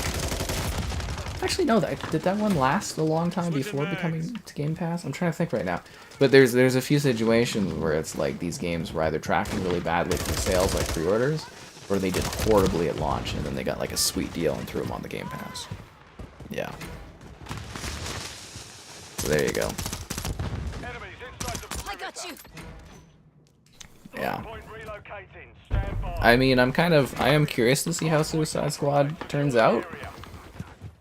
You know, like, I don't like to, like, I haven't played it yet, and I don't like to count out games before they drop. Like, there's certain games I can look at, Foam Stars, and I know they're not going to do really well, and I can kind of have a preconceived notion of what it is, but it is kind of like my job a bit, especially for, like, reviewing or giving, like, good opinions on something, to try to not have, like, a preconceived notion of how something is going to be.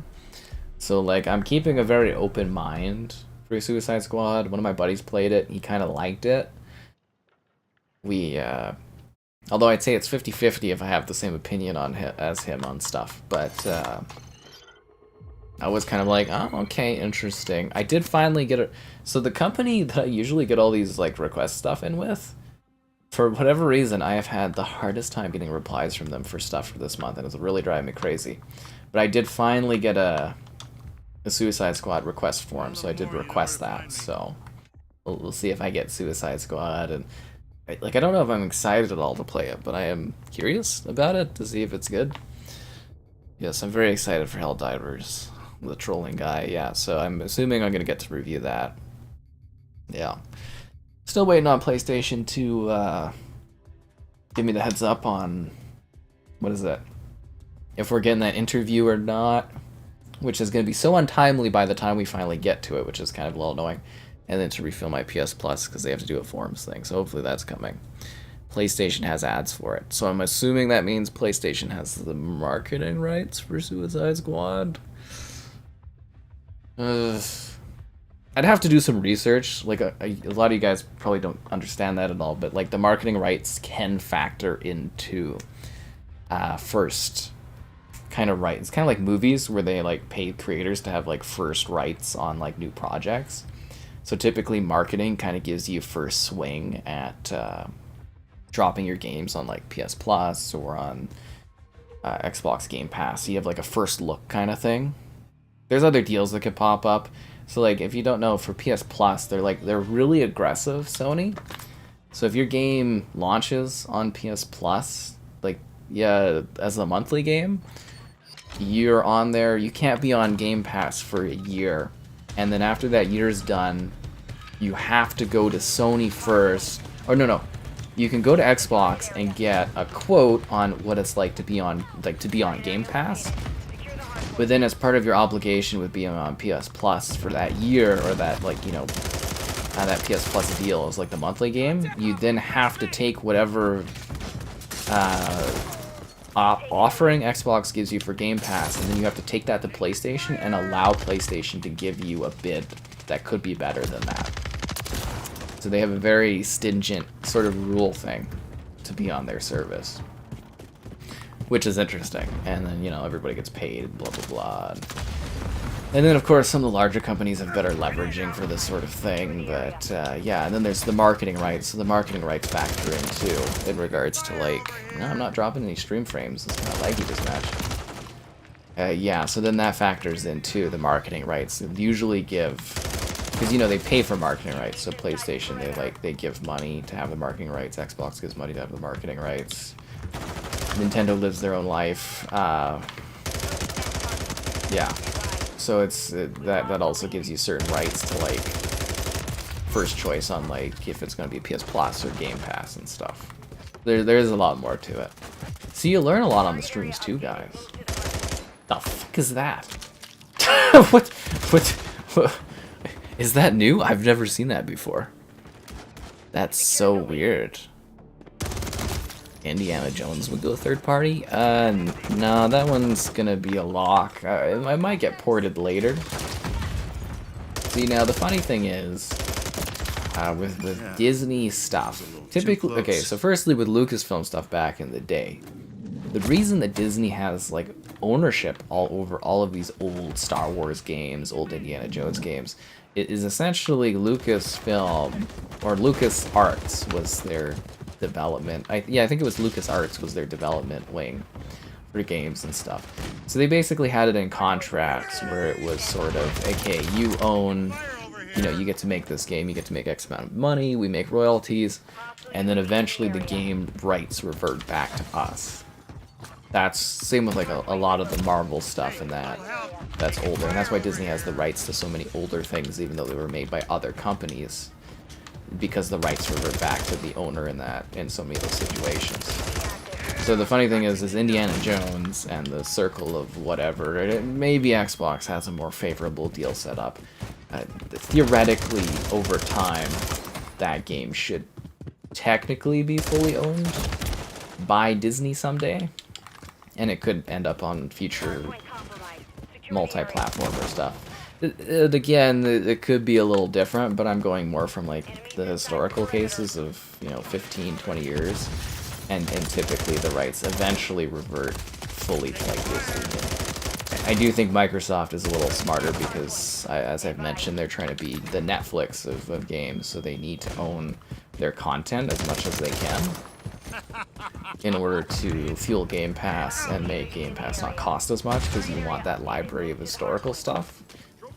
That's why Netflix makes so many Netflix originals, blah blah blah. So there is cases for it possibly being different. But yeah, I could see eventually, maybe someday, that game could end up on, you know, other platforms. But I don't think you'll see it anytime soon, that one, because they've paid Disney.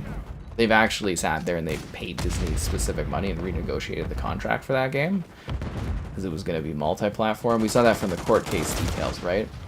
So Xbox did actually sit there and work with Disney to negotiate full exclusivity on that one, so that it won't go third party anytime soon. Yeah.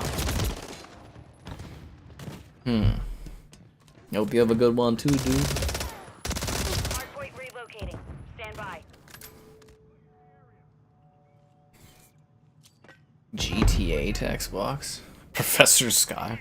What? It's just like, you know, it is my industry, and I do have a knowledge of it. It's kind of like if you ask anyone about, like, their work, if they're actually into their work, they understand how things go. And I actually have a lot of info about the gaming industry, and I know so much about licensing because of Xbox buying companies.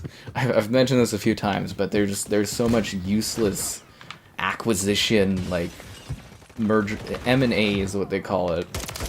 I have so much knowledge over this sort of thing now.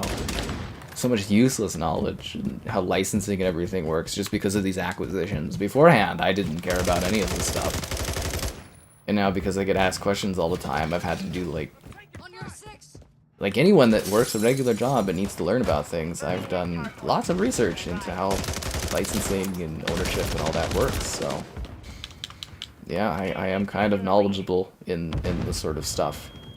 I mean, obviously, you would want to consult a merger and acquisition expert, like someone that's actually, you know, in that field specifically, because it is its own field. Speaking of which, I think I saw on Twitter that Xbox was looking for a merger and acquisitions expert, like a senior merger and acquisitions expert, to come work at Xbox to go over other acquisitions and stuff down the road. So they are looking at buying other companies, which I think in my rumors and preview video for Xbox for the year, that if you guys missed, it came out I think a week ago or something like that. Pretty good video. I did predict that they'll buy a couple little small companies this year, so we'll see if that pans out or not. Yeah. GTA. Yeah, I don't think GTA would be exclusives. Yeah, it is a matter of when Suicide Squad ends up on Game Pass. Kevin? No, Kevin did not play it. Yeah, no. If I'm... So for when I'm talking about people, if I think some of you in the chat know who a person is, and I can say that this person has been working on it, I'll tell you. If I say it's someone I know that's played it, and it's like an industry kind of thing, usually that's someone you would have absolutely no context into who that is, and that's why I just say someone I know, because it is just literally someone I know, and there wouldn't be any context or anything. But as long as I can say, and it's someone you know, and I can say they've been playing it, I'll definitely just say, somebody's name. But yeah, you don't know these people. I have a few pals in the industry and stuff that I've known for many years that do things. Yeah, it is funny. There's like the gaming industry. A lot of people know a lot of people, but it is kind of a little closed off, and there are like industry cliques and stuff to some degree. Where did that shotgun come from, and why can't I use that all the time? I missed the Modern Warfare 2 shotguns as a secondary. Yeah. Oh, Thomas. I think it would be funny though. I don't think Grand Theft Auto would go exclusive to either platform because it costs too much. Can't remember what the numbers are, but I think they pay. I believe Xbox paid $100 or $150 million a month to have Grand Theft Auto 5 on Game Pass. So essentially, what Rockstar does, and that's why GTA is on Game Pass very minimally, if that makes sense. Usually 3 months and stuff. I think it's cheaper now because it's sort of the player base is shrinking a little bit for GTA. It is. That's why they're finally releasing the new one.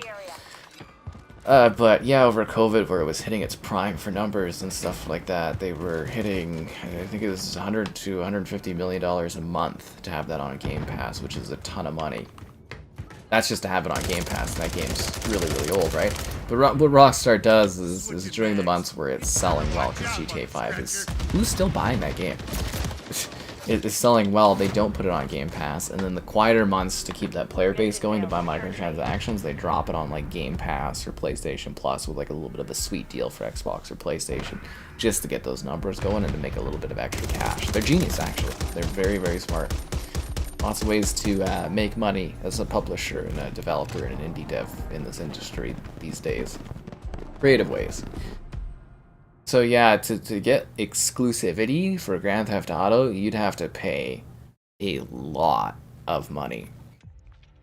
Like a lot of money. Tons of money, man. You know what I mean? If it's 150 million a month just to even have it on Game Pass, could you imagine the cost it would take to make it full out exclusive or even timed exclusive? Yeah, neither PlayStation or Xbox is footing the bill for that. I can't imagine how much it would have cost Xbox to do the exclusive GTA 4 DLC. That must have been a frickin' mint back in the day. Yeah. But you know what's really worth it, guys? Liking the stream. Subscribing's great, donations cool. Consider becoming a channel member. Channel member gifting, the Patreon option, the Discord for stream alerts, and the Amazon store. If you're grabbing anything on there, use the affiliate link. And if you're wondering why we're on this game, we're playing it for the fun of it, but also because Activision gave me 5,000 COD coins you know, come back and take a look at the reloaded season. So that's why we're here, even though we finished the battle pass. But we're really just playing this because we love this game so much, right? Yeah. It was really funny too, because I think one of the longer term viewers on the channel, literally today I was just like, you know, it's how it always works, you know, we don't stream COD until, you know, if we finish the battle pass, we don't touch COD until the next battle pass starts. That's how we always do it, because he's getting getting on my case about not streaming COD because he thinks I hate this or something, but it's not a great COD, but you know, and I'm just like, this is just how it works. And then because literally that was what happened, and then I got an email a few hours before the stream, honestly, where they're like, hey, you want some COD coins? And I was like, oh, well, I can't resist some COD coins. And that's where we are now. Yeah. So there you go.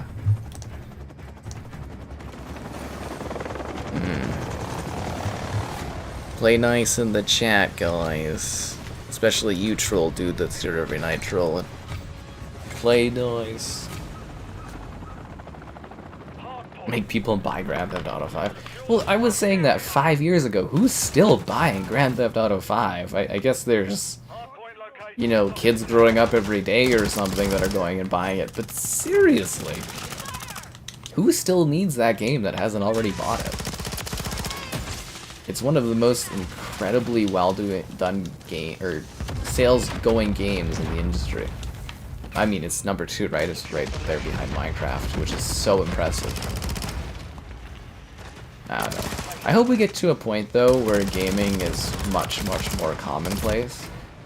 You know, there's a lot of people in the world that play games, tons, but still, even with that, our top selling, you know, games of all time are still, you know, only in maybe the hundreds of millions, and that's only a few of them.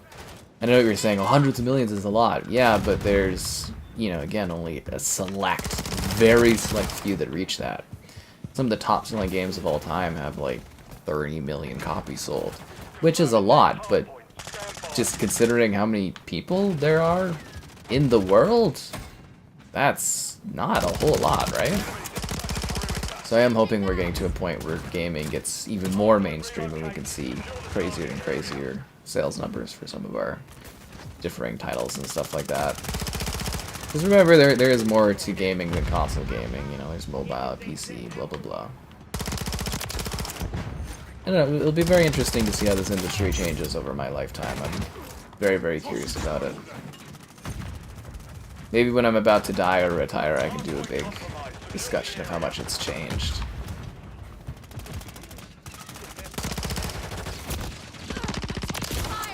Yeah. A bit earlier. This game? I wasn't playing this earlier. I was just running it to make sure there was no updates. Sometimes I will, if I know I'm streaming something, I will run it just to make sure that there's no updates. Because I've gone to stream some games, and I'll be like, oh damn, there's an update, and I'll be like, oh. So yeah, that is, even with auto updates on, there's still times where certain games don't update. So if I'm going to stream something, I will run it earlier in the day just to make sure that it is updated and good to go. Because you don't want to go to do something like your job and not have it ready to go, right? I mean, I can always move things around, but this is a good night for this too, because I was trying to find a game to stream tonight that could be a good talking game. You know, when we're doing something that's story-based, like if we're doing a campaign, I don't like to have a whole lot of non-relevant chatter to said game, if that makes any sort of sense. And because we were talking about the Xbox Direct tonight as kind of the main focus, I was looking for a sort of game we could, you know, have as a bit of a background or a chatter kind of thing. COD is really good for that. Also why I do a lot of multiplayer games is because they're just easier for chatter. A little less, like I can't, believe it or not, doing campaigns and story stuff, I feel a lot more pressure when I'm doing them. And And yeah, the multiplayer stuff, not really so much. So yeah, I was looking for something like this, and I was like, oh, we've done most of the other multiplayer games recently, so we can't really do those again so soon. Don't fuck with my friend. Anyways, there's context for you. Context.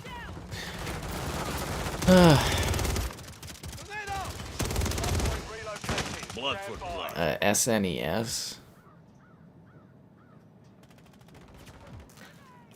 She bought herself Hogwarts? Oh, that's a fun one. That's the first #1 selling game in the US that isn't COD or a Rockstar game since 2008. Good old Hogwarts Legacy, really hitting the mark. Oh, that's nice, man. I don't know, what would you do with an SNES? Just so you know, if you do buy an SNES, it's super expensive to buy games for that. So, I do, personally, I know I never pushed for piracy or anything, but I think for an older console like that, you are better emulating. Just because it is going to cost you an arm and a leg, literally, to try to find, you know, cartridges for that. And it's a cool thing to own, but yeah, man, those games, the prices of them are just gonna be like, ugh. Also, I think most of the SNES consoles look pretty color burned because of the fire resistant material causes the sun fading on them. There's another word for fire, you know, but I'm not gonna necessarily say it in case someone takes it out of context or something, but yeah.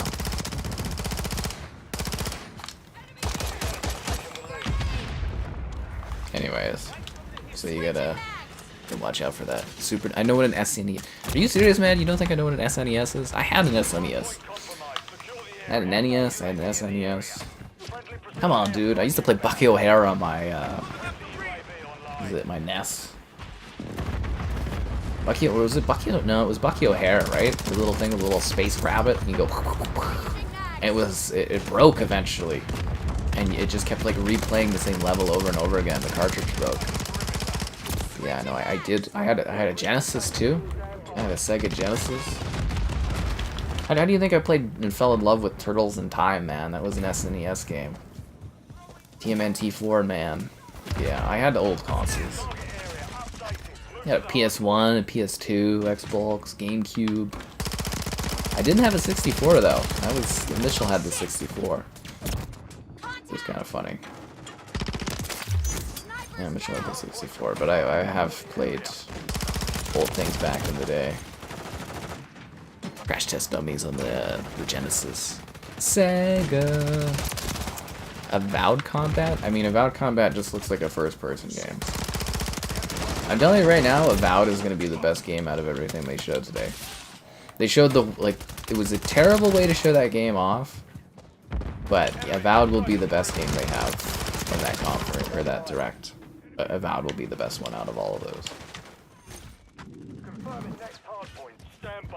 You know, never underestimate Obsidian, especially with their Pillars of Eternity universe, which is their freaking passion there. Yeah, it'll be a really good game.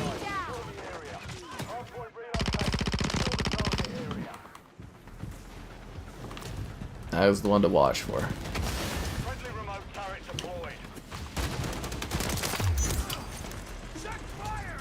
You messed with the wrong team. Yeah, you tell him, lady that hauled out your cheeks. There we go. Yeah, I had to play 64 at a friend's house. Yeah, Obsidian knows RPGs, man. Yeah, it was Mitchell had the 64. Ocarina. Ocarina. Yeah, I didn't have that one. Yeah, the SNES, Super Nintendo, the GameCube. What else was there? I had a bunch of the different handhelds. Game Boy Color. Game Boy Advance, Game Boy SP, and then I stopped, and my sister kept getting the DS, the 3DS. Grenade! Oh shit! I'm trying to go to other weird consoles I had. I think the only Sega one I had was the Genesis. One of my buddies had a Dreamcast, but he lived far away after a while.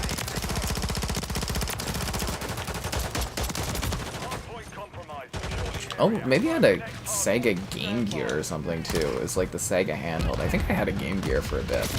It wasn't very good for battery, so I got rid of it. And I had a Vita. I think I had the original Vita. Yeah. The Animaniacs. Why did you not keep it? Well, you know, it's always hindsight, right? Always hindsight. Yeah, dude, I'm telling you, Avowed's gonna be the game you like the most out of that whole batch of games they showed off today. It will be Avowed. It will be the most critically acclaimed. Well, Hellblade actually. I don't know if I could say the most critically acclaimed, because Hellblade's gonna get really good review scores. I know that's gonna happen. I think the general population will be most favorable towards Avowed when that one comes out. It's gonna be really, really good. I did not have an Oya, no. Yeah.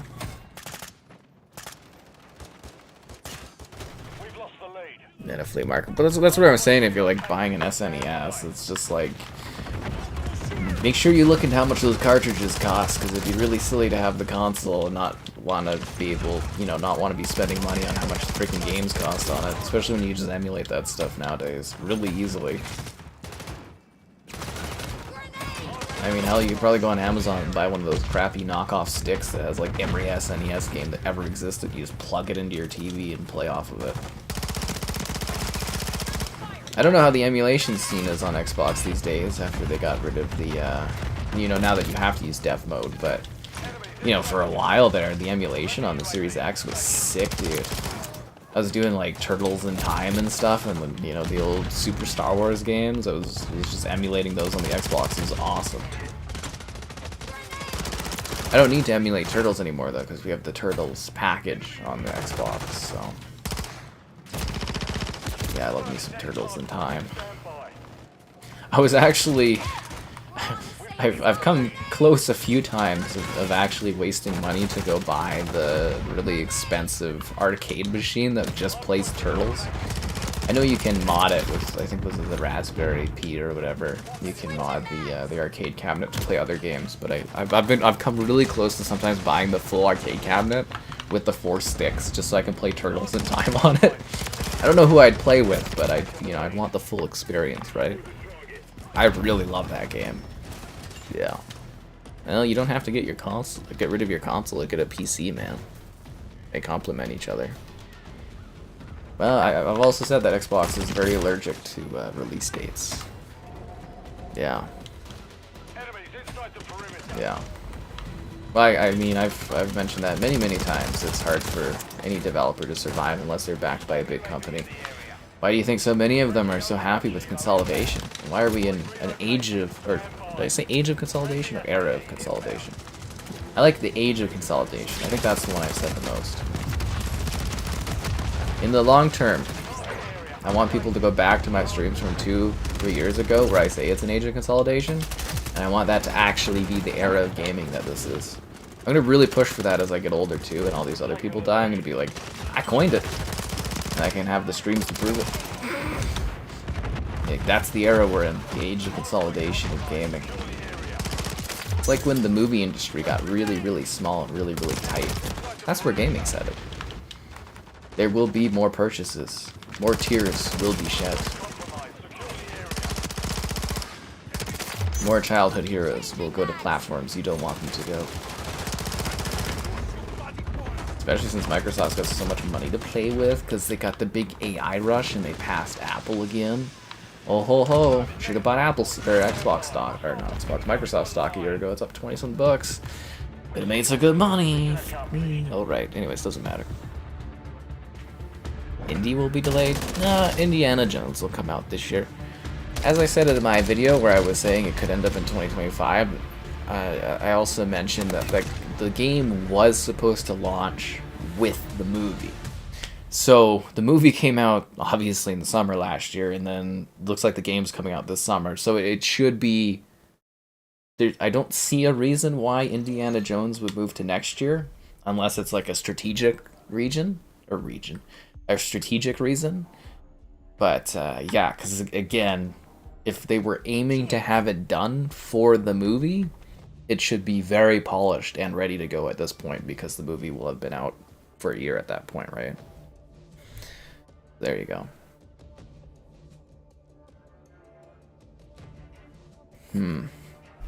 Starfield? What about Starfield? Oh, Warhammer? Why Warhammer? Too many Warhammer games, man. So yeah, I don't think Indy is going to get delayed. I think it's already been internally delayed, and that's why we weren't playing it alongside the movie last year, but yeah. Good thing there's been enough time from the movie to now that I don't have a sour taste in going to, you know, go and play the game, because yeah, I did not enjoy that movie. No siree. I don't know. I hope it's good. I'm excited about a new Indiana Jones game. We haven't had one in a long... When was the last one? Like the original Xbox? Does anyone know when the last Indiana Jones game actually came out? Will Starfield go to PlayStation? Probably not.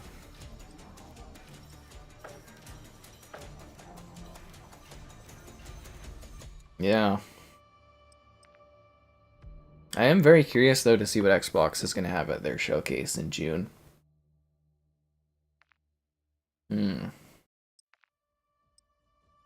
Just wondering what else they have sitting there waiting for everything. Could be some exciting times coming up. You're not an Indiana Jones fan? Lego Indiana. I love Lego Indiana Jones. It's kind of weird that there's people that don't like Indiana Jones. It's kind of a bit of a cherished classic for a lot of people. I guess the bigger problem, though, is they've kind of let the Indiana Jones IP sort of rot over a long period of time. You know, they did Crystal Skull, and then I think, honestly, they waited way too long to do a follow-up movie.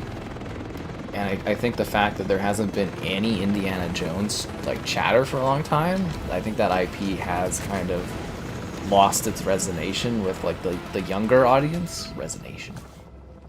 Resonance? That is a word that I'm looking for. I think I'm saying it incorrectly, but, like, the younger people have no idea who Indiana Jones is, so they don't really care. Unless their parents showed it to them growing up and stuff. They don't know who Indiana Jones is, and they don't care about the character. Which is a problem. For Lucas, not for us. And for Disney, and for anyone that invests in Disney. Yeah. So that is an issue. But I think as a game, Indiana Jones is a game. You can sell it to people that love Indiana Jones. But you can also sell it to people that like action games, and they might learn who Indiana Jones is through those games. But yeah, Indiana Jones is a pretty cool character. Outside of those, you know, that crappy last movie, you know, the first three are actually, like, just iconic cinema. Some of the best adventure films ever created. Well, you should go watch goddamn... You should go watch the first few movies, man. You don't care about Indiana Jones. You should at least give the movies a try. You'd probably freaking love them. Raiders of the Lost Ark. And then, oh my god, I can't think of what the second one's called. Raiders of the Lost Ark. Oh my god, the one where they rip his heart out and Kalima! Temple of Doom. It's Temple of Doom. I didn't see the chat, I remembered it. Temple of Doom, and then Last Crusade, which is my favorite. I love Last Crusade. And I have to go rewatch Crystal Skull, because I'm wondering if Crystal Skulls may be like a forgotten masterpiece after seeing Dial of Destiny, but... Yeah, dude, at least watch Raiders of the Lost Ark. It is an absolutely iconic masterpiece in film. It is amazing. There's a reason there was a whole generation of dudes that grew up wanting to have a whip and a hat and look like Indy and stuff. There's a reason it's, you know, it's a ride at Disney, and yeah. The Disney ride makes it relevant? Oh my god. Yeah. Where do you watch them? Well, I mean, it depends on where you live, and I would assume Disney Plus, depending on your region, should have the Indiana Jones films, since they're owned by Disney. You know, there's other ways you could watch them, and you could probably buy them anywhere. Hell, they're probably for sale in the Xbox store. Dude, why are you drop shotting? Get a life, geek kid. Get a life, ya loser. But seriously, at least give the Raiders of the Lost Ark a try. That movie is so amazing. You know, this is a bit of a shame that parents aren't passing along these films to their children and stuff, right? Those Indiana Jones movies I've been watching since I was very young. They're incredible films. Yeah. Incredible movies. Did I like Dial of Destiny? I fucking hate Dial of Destiny. I hated that movie. I had the same feeling I had leaving Episode 9 of Star Wars. I passionately dislike Dial of Destiny. As such, I do not like that film. The hell is this guy? It was like a guy contesting. I couldn't find him. Yeah, I didn't enjoy Dial of Destiny at all.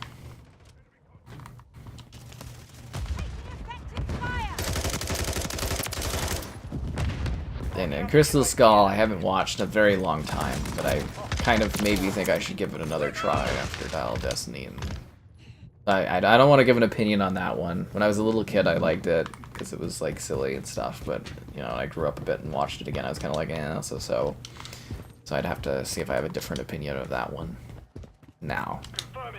Yeah. But there's never a night where I'm sitting there being like, I want to watch Crystal Skull tonight. You know, it just doesn't come up.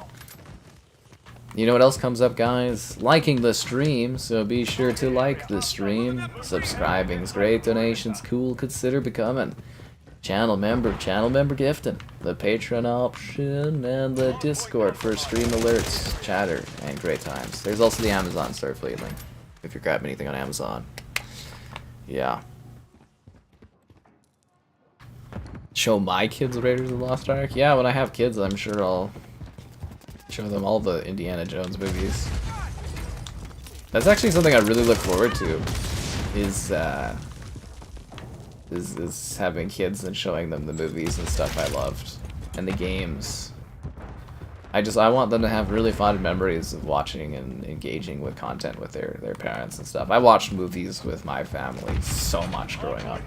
We would always go to the theater, and we'd always watch movies at home, and yeah, that's why I got such a love of film. We would always watch that stuff. I didn't do video games and stuff with them, but you know, different generations for that kind of stuff. But yeah, the movies. I always watched movies. There's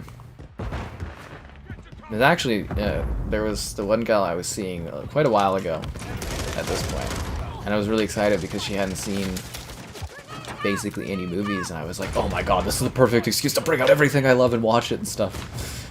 Because, you know, I got very limited time, so I try to be really smart with things, and you know, how I use my time, so I don't really have as much time to sit there and just waste watching things.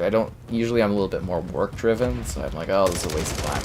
But it was going to be the perfect excuse to just sit there and like watch everything. That's what I look for, the excuse to sit there and rewatch something or enjoy something again. But yeah, you gotta watch the Indiana Jones movies. You gotta at least give that one a try. You gotta at least watch the first movie. Episode 3? I love Episode 3, dude. I love the prequels. Well, Episode 1 is really boring. Episode 2 is like... Episode 3 is like my Star Wars, man. Turns 20 next year. I'm very excited about it. Yeah. Remember going to for my birthday, we went to go see Star Wars 3. That's how old that is. Yeah. Sci-fi games on the PC? Well, there's lots there, man. I was talking about a lot of stuff. But yeah, I mean, like, literally, guys, if you have not watched any Indiana Jones films, you don't care who Indiana Jones is, please go watch Raiders of the Lost Ark. You'll probably freaking love the character and want to watch all the other ones. And as I said, Last Crusade is my favorite. It's just such an amazing movie and send-off for the character. You'll probably find yourself sitting there the whole day pretending to have like a whip. Space Engineers? I've done Space Engineers. There's a video of it on the Series X up on the channel too. Yep. Yep. You just know Indiana Jones from Fortnite? Oh, piss off. Just at least give the films a try. I'm assuming maybe some of you have Disney Plus or something where you can go watch them. Just at least try the first movie. And then you'll probably be excited about the game. Yeah. I don't know, did you guys like the new Tomb Raiders and the new, like, did you like the Uncharted series? Because they're basically just rip-offs of Indiana Jones. Essentially, yeah. I know that they're their own little universes and stuff, but they are kind of both, you know, to a degree rip-offs of that, right? Damn, dude. Oh, it's an auto turret. I thought it was one that he was, you know, had to ride to shoot. Alright, we won. Shinobi 3? That's an oldie.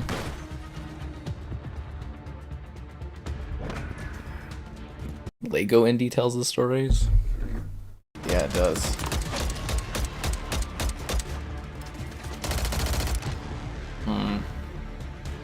Yeah, they really do the Lego games, but I think it's better to watch the movie first to kind of take it in. The Lego thing is more of like a fun, you know, addition to those sort of things. That's how I always see it, is those Lego games are kind of fun supplementary material to the movies. Okay, what is going on with my frickin' screen right now? Wonder if it's the game mode thing. Oh, game mode's off. Well, I guess you guys can't see me fiddling around. I'm fiddling around with my TV settings right now, if you're wondering why I'm off looking into the distance. Because it's doing that flashing thing, and the other day it was because game mode was turning on and off on my TV, and I was like, why is it doing that? This is a problem. I keep game mode off because it frickin' messes with the signals for my capture card and my streaming stuff, but I had to turn game mode on in order to get the PS5 to run at 120 FPS. So the Xbox can run at 120 FPS without having game mode on, but the PlayStation has to have game mode on in order to do 120 FPS. Because it's like I had to record the 120 FPS mode on the Last of Us Part 2 Remastered for the review. So I had to turn game mode on. Game mode looks way better. Everything looks better. Oh my god. There's, I am kind of sitting there being like, oh, do I want that new HDMI 2.1 capture card from AverMedia? I'm kind of like, kind of want it because I'd like to have game mode on because it's so good. And I want to play Halo at 120 FPS when I'm streaming, but yeah. It sucks to suck. It's not worth the money until I can record at 4K and 120. I did email them about it though, so we'll see what happens there. Yeah. You played the original Star Wars games before the movies? Dude. I'm glad the games got you ready for the movie, but that's so weird, man. What TV am I using? What do you mean, what TV am I using? Oh crap, I clicked the wrong button. Yeah, we already have the auto command on that one.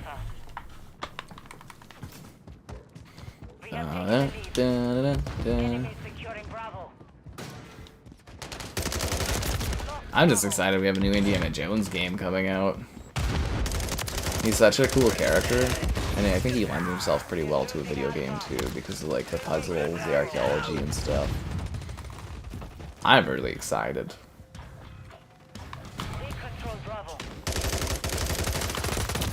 Yeah, I think it's gonna be a fun time. Although it's a Bethesda game, so that means it's going to be a pain in the ass for me to get my review code of. Yeah, be a pain in the ass. The first party, like the Xbox Game Studio stuff, I guess not first party, but the Xbox Game Studios games, I kind of auto get. The Bethesda stuff, I have to like jump through hoops to get sent codes for it. It's terrible. Even though they are first party. Why are we dying so much and don't have a single position? What's going on here, guys? Is our team falling apart at the seams? Actually, no, what I really want to do is another Fallout 76 stream. I had a lot of fun streaming that one. I think twice, like a month ago or something like that. I think it was, what was it, a few weeks ago we did one, and then a week before that too. Yeah, I really enjoy Fallout 76. I guess I gotta wait till the Atlantic City DLC comes out, but kinda looking forward to that one.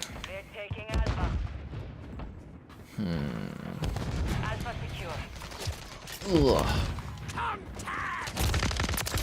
Nice. That was far too close. Lara, get away from Skeletor. Stop your drop shotting, you loser. Yeah.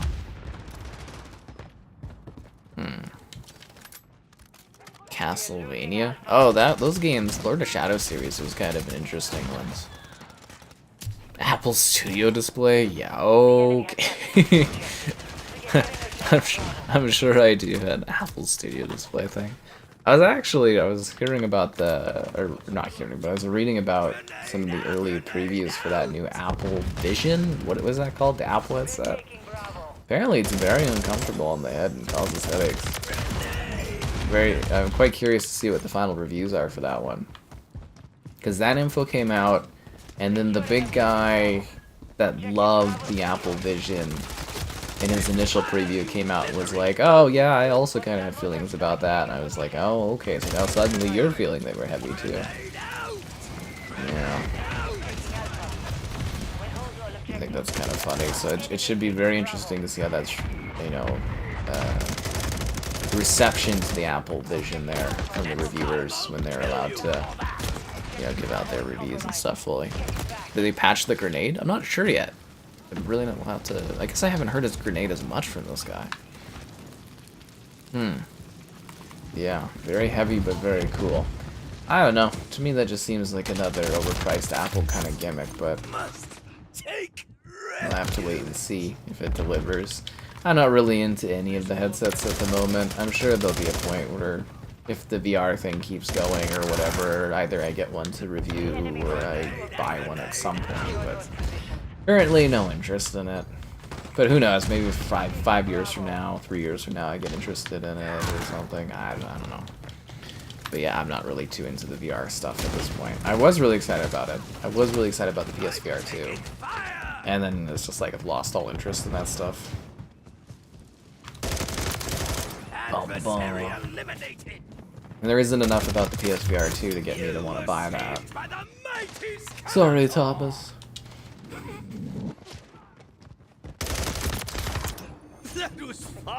I don't think Xbox will ever do a VR headset. It definitely does not seem like they're interested in it. Also, because Microsoft axed their AR VR division and is cutting. Oh, I think they've already gotten rid of it. The mixed reality that they tried to do, like setting a standard for VR, they gave up on that too. And yeah.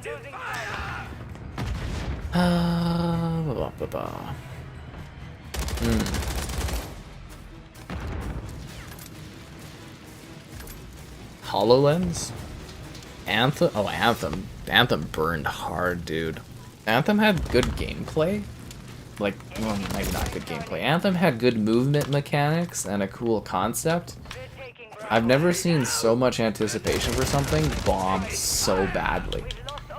I've mentioned this before, but you know, I went to E3 when they were revealing that. People were spending several hours, well, maybe not like 3 to 4 hours in the blazing hot sun in LA just to see a 16-minute video demo of Anthem. The hype for that game was so unreal, and then just crash and burn so badly. As I said, I don't know if there's many cases I can come up with where I've seen something burn that badly. A lot of people like to pretend that like Cyberpunk didn't do really good, but you know, Anthem is a legitimate case of when it did not sell well and it did not do good. Died so fast. The food truck simulator was terrible. It was really bad, man. It was really bad, but I hope you enjoyed the video on that one. the HoloLens. No, they never sent me. They've given up on HoloLens, I think, other than if that military contract comes through or something. I don't think they're really. I'd have to go read about it, but I don't think they're doing HoloLens still. But I've tried HoloLens multiple times. It's magical. I've used it about twice at the Halo event, and then I think I've used it about 4 or 5 times, the HoloLens. It's really quite a magical experience, but the big issue with that one is the field of view is piss poor, and there's nothing to really do on it. It's good for the not for consumers, it's more for like I'm trying to think of the phrase for it. Commercial applications, it's not really good for, well, I guess enterprise, there we go. It's more for like enterprise type users as opposed to the general populace or regular consumers. But yeah, no, HoloLens was magical, you know, holograms and everything like that. That was really cool. They just didn't do anything with it, right? And then Apple, I guess, is trying to kind of do that now, and yeah, it was really cool. The times I used the HoloLens, it really felt quite magical. But I was also sitting there being like, this is a lot of money to spend on something you can't do a whole lot with. And it's like, why would I want to sit and like watch a movie with this headset on my head when I could just sit there and watch a fucking movie on my TV? You know, what is the point of this really small focal point to like watch a movie or a video or do desktop work with this tiny little, because like it's a really tiny FOV, like it only covers, I don't know how to describe it because I can't, you know, project what I see into your guys' eyes, but like it was a really small field of view. It was really uncomfortable actually, because it was like there was so much of my eyesight that literally, you know, wasn't part of it. But the movement with the hands tracked very well. It was a very cool thing, and it looked really high resolution, and yeah, it was very impressive. But that was years ago now. Flintlock. Oh yeah, I forgot that one. People playing Minecraft. Yeah, the Minecraft demo never really happened for that one either. A new Gears. I think a new Gears. Hopefully next year. It'd be cool if they just flopped out a Gears game this year out of nowhere. Palworld?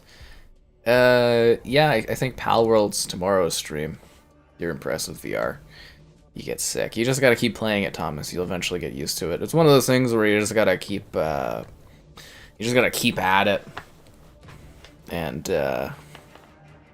you know, eventually you just, get used to the VR, and then it won't make you feel sick, which kind of sounds like a terrible way to do it, but that's literally just how it works, is you just gotta like push through the sickness, and then eventually your mind gets used to it. It has to do with what you're used to in regards to regular motion, and then the refresh rate and all that stuff. I just remember E3 2015 running the convention center because I didn't know how bookings work, and I was super sweaty and disgusting basically because I was running from one end to the other end to the other end, because like I didn't know how the halls worked, and it was like the map they give you is like, oh, the halls are right beside each other. No, the halls are fucking. I remember going to like this underground thing and doing a gaijin thing, and this Russian woman looking at me and being like, ugh, and then sitting there and doing the VR War Thunder, and it was so low frame, so low res, and I remember just wanting to vomit. I had to take the headset off after like a minute or something. I was like, this is terrible. Cool, but terrible.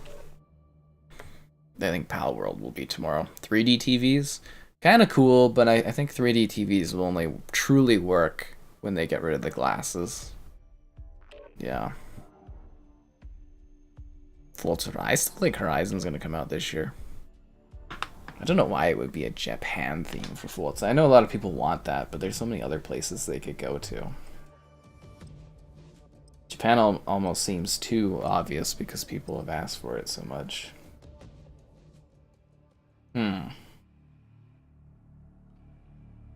Rundown. What a terrible day for views. Bar fight? Oh, bar fight, yeah. See, like, VR, a lot of it's just, like, gimmicky stuff right now. It's just like super gimmicky. That's my problem. It's like, it's kind of fun, it's kind of cutesy little things, but there's not stuff that like really is like, oh, this is why you buy a VR headset. You know, like back in the day, you'd buy the original Xbox because it's got Halo, or you'd buy the PS2 because it's got a DVD player and all these games. And you know what I mean? VR still doesn't have that sort of big game, or the one that is the big game is Half-Life Alyx, and that's only, you know, locked to the PC side of things. And I don't know. I don't know if this latest version of VR is actually going to fully take off. I don't know if it really has ever fully taken off yet, but what, Facebook's kind of leading the way a little bit. They're subsidizing it, but even then, I do ponder how long investors will allow Facebook to, like, waste money on it when they're not making tons of profit, right? Yeah, sure, there's the idea of long-term profit and, you know, doing loss leading, but you can only loss lead for so long before you have to give up. Because the market has to emerge, otherwise you just wasted money.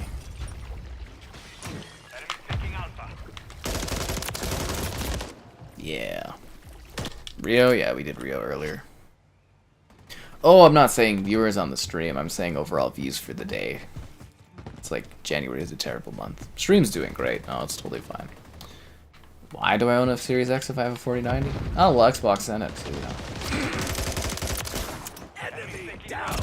I was gonna probably buy it anyways. I don't know, PC is for work, and consoles are for playing games and toys. What's up? Not much, just chilling, man. Just chilling.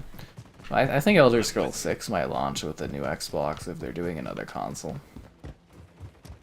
It's kind of lining up where if there is that 2026 rumor being true, and if they can actually get Elder Scrolls out for 2026, that'd be a pretty killer, that'd be a console seller is what that would be. Honestly, like, you know, either you're gonna get it on PC or you're gonna be like, what, you're gonna miss out on Elder Scrolls? I don't think so. Or maybe we'll have one of these fake internet outrage things like with Starfield where people will act like, you know, the Elder Scrolls all of a sudden isn't good or something. Which would be hilarious. Hilarious.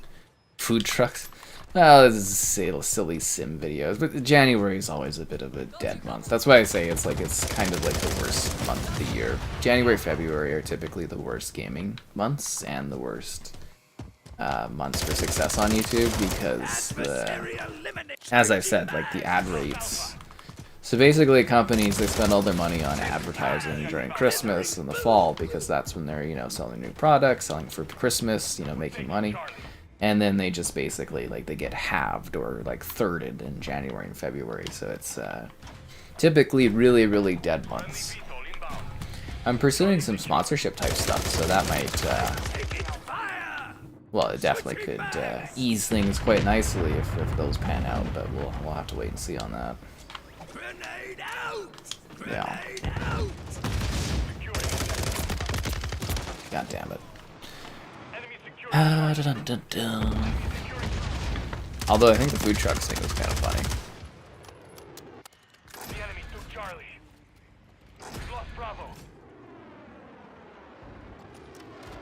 Classic hardware? Well, it's kind of like 3D and VR, you know, like, I think 3D is the best showcase of stuff.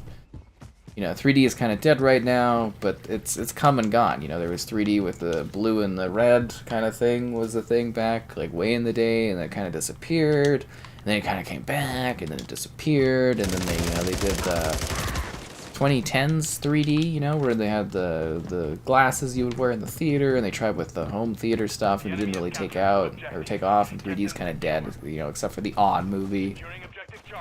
So it's kind of like 3D's dead right now again, and then I'm sure they'll do some other kind of innovation in 3D, maybe like glassless or something, and then I'm sure there'll be a big craze again that gets people into theaters, and, you know, 3D will become a thing again, and then maybe it'll disappear, maybe it'll stick that time, hard to say. But VR has come and gone too, you know, there was a Nintendo VR headset way back in the day. Various companies have tried VR throughout the years, it comes, it goes. I think this is the biggest sticking point we've ever had for VR in terms of longevity. Like, it's actually, you know, lasted. I don't think it's mainstream right now, but, you know, it's lasted longer than it normally does. But yeah, they're kind of like fads, sort of like a gimmicky period of time, like, you know, with the motion control era, where it was like the Wiimote and the Kinect and the PlayStation Move was like all the rage for a few years, and then that left, and, you know, maybe motion controls will come back in like 10 years, or, you know, it's the same with the fad of like the Guitar Hero and Rock Band, and, you know, they tried to bring it back, it didn't work, and then they'll probably try again, and the toys to games, you know, that was a big fad, and it came and it left, and, you know, maybe it'll come back. That's just how stuff works with people, humans. You know, we love things, and they disappear, and then there's nostalgia, and, you know, all that stuff. Am I growing out? I'm not growing out a beard now. I was literally just got up. I didn't have time to shave or anything. I just kind of got up and went and watched the Xbox Direct. Yeah, I didn't really feel like shaving. Maybe I'll shave tomorrow. Maybe I won't. I don't know. Yeah. A Spawn game? Yeah, I don't think they're gonna make like a $300 million Spawn game. I don't think that's gonna happen, man. Night Strife on Switch? I don't know why Night Dive would do that, but yeah, I'm not too sure. Yeah, I'm not too sure about that.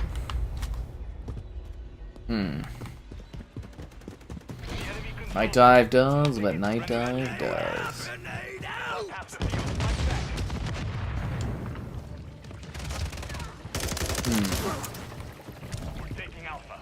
Anyways, yeah, no. So my point is, things, they come, they go, they come back.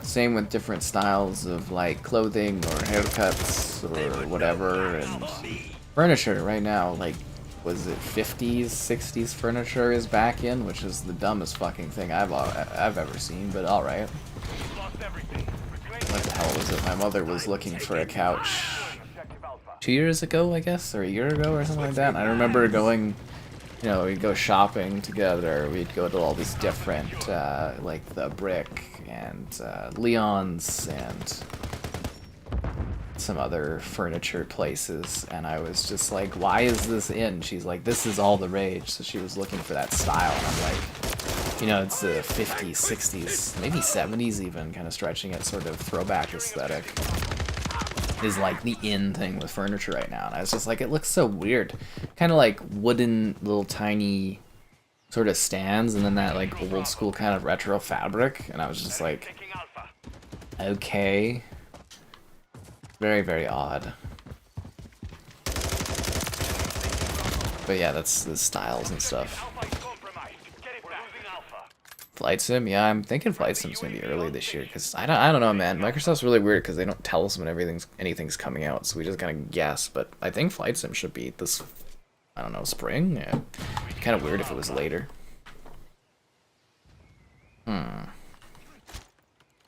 Anyways, yeah, there you go on that kind of stuff. The other thing too is younger people, if you haven't been around long enough, you don't see the cycles of things.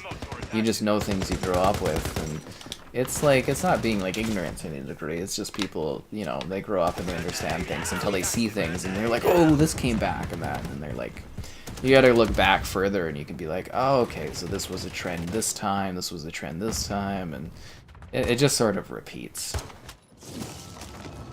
Just like Skeletor. Nah, Skeletor's forever. He's like Doom, he's eternal. Yeah. But history repeats, and marketing, sales, and stuff repeat. They cycle. Consumer trends are really fun too. I love that about CES. When you go in there and you watch the early preview day, they give you like a CES consumer trends kind of thing, and you can like see where the tech trends are going, where they've been going. They're always little fascinating booklets to like read into and stuff. Yeah. Fairy theme? Well, I hope you enjoy your mystical fairy theme. That was a big thing too. The millennial lights and the fairy lights are like really in, but I don't know if they're as in now. Throwing money on Hogwarts and stuff. Well, as long as she's having fun, Thomas. It's not about you having fun. Come on. Keep your significant other having a good time. Retro wood panels? Oh god, could you imagine an Xbox console with like wood panels? I think Atari can get away with that because they're more throwback, but I don't think Xbox or PlayStation could get away with doing wood panels on their consoles. Also, the consoles get way too hot, so I don't think wood panels would be a very good idea, even if it is like a certain type of wood panel. The way that handles heat and stuff I don't think would be a great idea, but oh god, that would be funny. Wood paneled, the Xbox Series X wood block edition. I mean, you could do it, but I don't think it would look very pleasing. Yeah. I think the modern aesthetic, though, for like an electronics or home entertainment area is still like sort of a matte black look.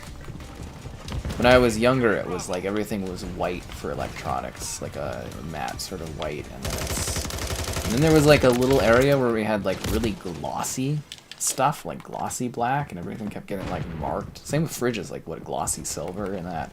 And then I think we're mostly at like a matte black kind of aesthetic. Everything kind of blends together. And there's the fucking PS5, which is this big, ugly, white colored thing that isn't as shapely and doesn't fit anywhere in my freaking room of, ugh, visceral obscenity to some degree. Yeah. The current state of COD, I don't know, it makes lots of money. Hogwarts just did better. Skeletor? I bought it. What do you mean, how did I get Skeletor? I bought it, man. You just go and get into the store. Wreckfest? Yeah, your Wreckfest stuff looked neat. You learned the magic of screenshots. A wood color. I'm wondering if the Xbox, like, wraps actually took off. Because I don't know about you guys, but have you heard anything about those wraps since they launched? Like, anything? Like, have you heard anyone talk about them? Xbox market them? Have you seen them anywhere at stores or anything? Like, have you heard anything about those Xbox wraps? They kind of came, were talked about, released, talked about, and then, like, nothing about them since. Like, you think that with new games coming out, they would be like, and pre-order your Indiana Jones Xbox wrap or something. Because I thought they were working on them for the Series S as well. But yeah, not a word. And then they also don't make sense. If they were doing the revision for the console, why would you sell wraps that only work for the new consoles and not the old consoles and not the new revisions? But the revisions apparently aren't happening. And oh, it's this whole thing. But yeah, I haven't heard anyone talk about those wraps at all. Well, I kind of like the glossy look for stuff. It gets scratched and marked up so fast that it's kind of pointless. Yeah. The wood panel controller. Oh my god. I guess it would be kind of light, wouldn't it? Will games go up to higher prices? They could. I mean, games cost more money to make. Insurgency. I think Insurgency had a small update, didn't it? I don't think it's had a big update since like November. I had that kind of marked in the schedule as a possible stream coming up, so I think we might be doing Insurgency because we haven't done it since April. It's almost been a year. Pal World. Yeah, well, there'll be a Pal World review. We're probably going to stream it tomorrow. I think it's like a game preview, so it's going to be more of a this is how it's looking and running kind of thing, as opposed to like a full in-depth review. Because, yeah, I'm pretty sure it's a game preview title as opposed to, like, a full launch. But we'll stream it, and then I'll do, like, a little review video talking about it afterwards. Yeah.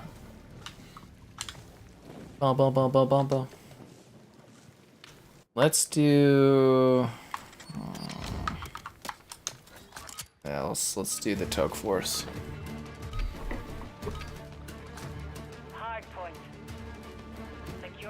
But yeah, it's like, see, the thing is with games, like, you can make them more expensive, but there is a point where it's kind of like consumers are used to spending X amount of dollars, and I know games cost more and more, but they also sell to more and more people. And I'm sure it's going to be like the theaters, where there's going to be a mathematical equation that everyone in the industry kind of comes to, where they're kind of like, how much we can make versus how much we'll lose from people not buying the game because of this extra bit of money. They also make money from those that have it for like special editions, subscriptions. A lot of them kind of go free to play because there's more money to be made by having a larger player base. Like, you wouldn't want... Like, COD, you can get away with it, but you wouldn't want to release a multiplayer game at a full price and scare away your player base, because you make most of your money off of the battle passes, you make your money off of the microtransactions. So there's a lot of balancing for how much they choose to charge for games. Keep in mind, in Canada right now, you know, like the standard price of a game is $80. Some of them are $90 for like the regular price, and that's pretty grueling for a lot of people. It doesn't seem like a lot, but that extra $10 can make the difference between someone buying your game or not buying it. And as I said, you know, you need some of these games, so many of them multiplayer focused, you need a player base or your game dies, right? Single player, it's like, you know, whatever. But like, yeah, there's a fine-tuned number, and theaters are actually seeing that. Same with like cable and stuff, right? As they raise the prices, less and less people go. And then you're at a certain point where you're just burning through what's left of your audience. And yeah, theaters are really having that problem right now with the diminishing returns on theater numbers for people that go to watch the movies, and then you're squeezing your audience. You have to have a fine-tuned balance, otherwise, you know, you lose your audience. So yeah, games will probably cost more and more over time, but how much is the question, and, you know, will it backfire on those selling the games and being like, was it worth it to lose out on, you know, the customer number, like the player base, just for those extra dollars, right? Because they do make most of their money, these companies, like especially like sports titles. It's like, yeah, sure, they make money you buying it, but they make more money off of you buying stuff in the game. Yeah. The people who made RoboCop? Oh, dude, they are 100% making another RoboCop game. I guess it took them, what was it, 2.5 or 3 years to make that. They're definitely doing another RoboCop. The publisher came out and said it was the most popular game release they've ever had. What's going on here? Oh, the freaking signal thing disconnected. Why is it doing that? Is my cord having issues? Wait 1 second, look at my TV here. Maybe my cord's having issues. I really want a new cord, but they don't sell cords long enough. I'm like screwed. I don't know, if I get that capture card to review, I don't know, maybe they'll send it. Maybe I'll have to splurge and invest in a good long HDMI 2.1 cord. Costco's got some really good HDMI 2.1 cords, but they're only 8 feet and I need 12 feet, roughly. At least 12 feet would be great. I already had to move where my PC is to, you know, encompass this new capture card. So, yeah. Wish they had longer cord sizes. Yeah. N64 Mini? Yeah, that'd be cool. An original Xbox Mini would be really nice. But I don't think those minis really sold well. Like, the Nintendo... Was it the NES Mini? Sold really, really well. Like, I think Nintendo had good luck with their minis. And then I think PlayStation tried it, and it didn't... I don't think the PlayStation one did very well. And have you noticed that companies have kind of stopped doing the minis? I think that market kind of fell out, or isn't as large as they kind of wanted it to be, if that makes sense. But a little Xbox Mini would be cool. But I also don't get the point of that, because it's like you just emulate the games anyways, you know, on the Series Access and all that, so I don't really get the point in it. Yeah. 40 and 120 FPS when playing Halo? Huh? Oh, well, most of the time, because of the streaming and the recording, I just play at 60 FPS, so I don't get to enjoy 120. I used to switch back and forth after game sessions, but now I just kind of, like, get too lazy or don't play as much casual downtime, so, yeah. I don't know why it's doing the signal thing today. Today it might be a cord issue, I don't know. So that's what I'm saying is, like, I hate switching to game mode and stuff when I have to do that PlayStation review, because that's also why I don't have game mode on all the time, is it really fucks with the signals for like my work and streaming and stuff. Like it really, like it causes that issue where it like kind of blanks and like flickers and stuff, so I tend to somewhat just ignore game mode as much as I can, because it really messes with the HDMI cord and the TV signals. Which is why the new capture card would kind of be a good idea, but it's not worth it because I can't record at 4K 120, so there's no like benefit specifically for me personally, except for I would get the game mode features and I wouldn't have to switch my settings all the time. But you know, is that worth the upgrade cost? Especially since I just bought this capture card not too long ago. Yeah, it's decisions, right? The other thing too, if we get into the realm where I'm like reviewing stuff with game mode, fucking god again. Okay, that's a bit of a problem. I'm gonna unplug the cord and replug it because that's happening way too often. Hopefully this fixes it. You're gonna see it disconnect again as I unplug it. Yeah, hopefully that fixes the issue. I don't know why it's acting up so much today. Like playing that stupid Uncharted at 120 FPS always messes everything. Okay, so hopefully that fixes it. Squad Blast? Oh, I haven't played Squad Blast yet. I was gonna do a video on it last night, but I got sidetracked and I was doing some other work and I just had it there. I actually didn't even play a minute of it. It was just running and what did I do? I pressed the A button to accept the terms and conditions and update it, and then that's all I played of Squad Blast. I didn't actually play any of it.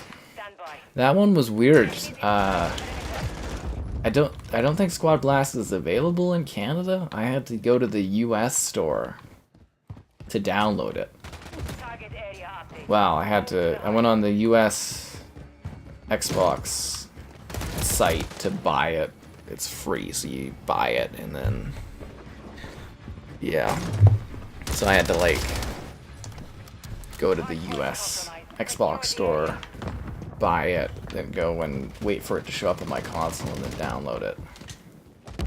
Cause I don't know if it's available in Canada yet, which is weird. I didn't play any of it, no. Yeah. The Sega Saturn.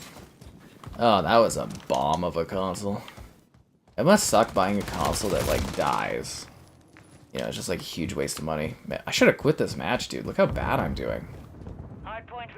I mean, we'll finish it because the match is gonna be over soon. But yeah, I should have just fucking left this match. Why did I stay in this?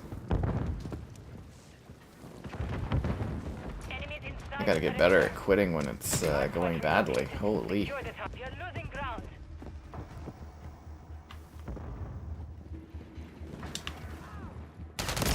How did you know I was there? Do you have a UAV up?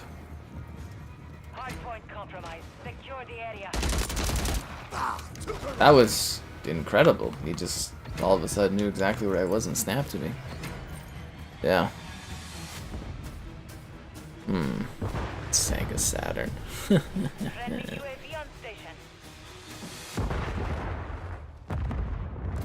Yeah.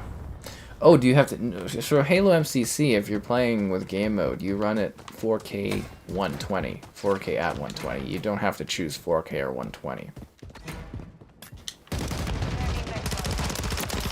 Like COD. COD I would actually kind of wonder, because I would play better at 120. But I would lose resolution, right? Because when you do this one, it goes down to like, what? 14 or 1600p? So it does look noticeably worse, but... the trade-off for the higher frames in COD is usually quite worth it. Just because your reaction time is so increased and it moves so fast. I do wonder if I was streaming at 120 FPS, would that be like a little too much on the... I wonder if that would be too stressful on the mind. Like it tires you out more because it's a higher... I don't know, it just feels smoother. I'm just kind of wondering if it would tire me out more doing 120. Because I used to do, you know, I'd sit there and play Halo by myself and do it at 120, and it was really nice. I loved it. Feels way better. Like, honestly, it feels like the way it should be. You know, sniping and everything like that. It's like 300% better. But, yeah, no, actually, I never got tired doing Halo MCC, but I don't... Streaming is a little different because I'm usually focused on the chat, the game. I do wonder if that would, like, tire me out more. All very good questions. But, I mean, it wouldn't benefit you guys. That's another thing, too, with the capture card. We talked about that, too, with upgrading. You know, spending money isn't a big deal. But, like, you wouldn't see any benefit. You know what I mean? Like, if I got the new one, you guys wouldn't... I'd be playing at 4K 120, but you still wouldn't be able to see anything, right? I think that guy's cheating. Am I crazy for thinking that? No, he's 24 and 21. If he's cheating, he's really bad at it, but he's kind of like snapping weirdly side to side. Did I tell you guys to like the stream? To subscribe and all that great stuff? You should probably do that if you haven't. Yeah. FOV maxed out? Get the hell out of here.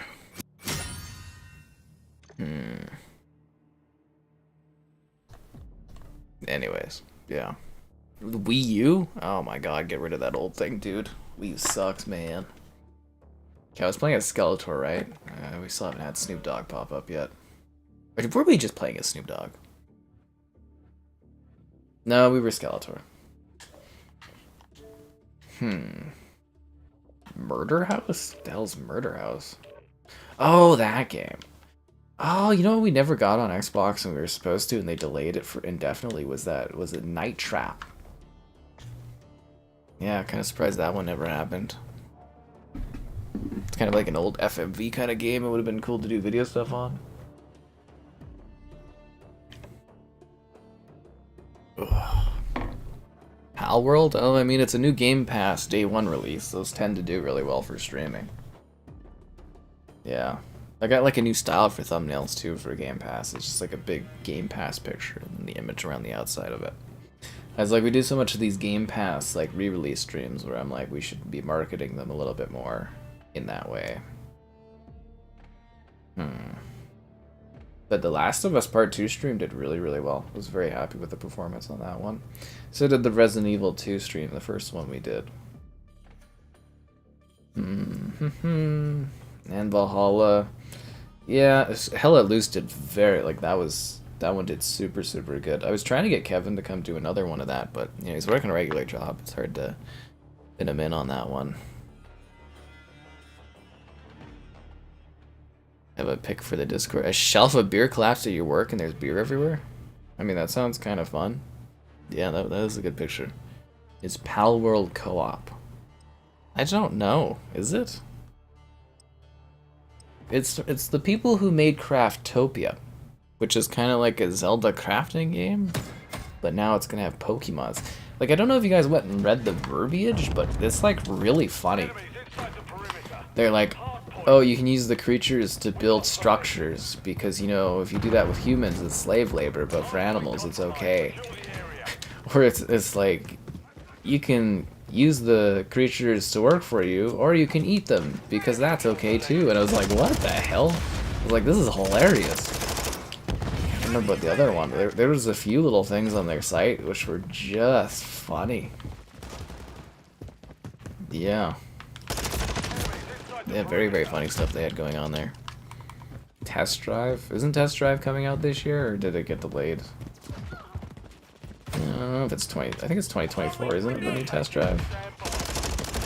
Solar Crown or something? It's hard to keep track of all these games.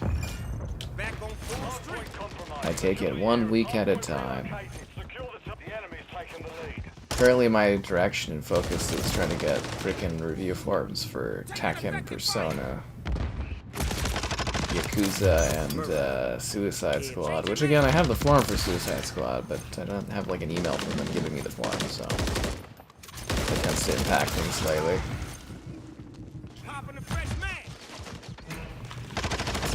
God damn it, dude, I was on a killing spree there.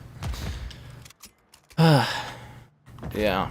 So I'm kind of intrigued, but from what I understand is if you've played Craftopia, which is their other title, but I don't know if that's still on Game Pass. This one will play about the same, but it'll be Pokemon oriented with guns, so it's probably gonna be crazy. It's probably going to be a very, very crazy looking game and playing game, so yeah, it should be very interesting.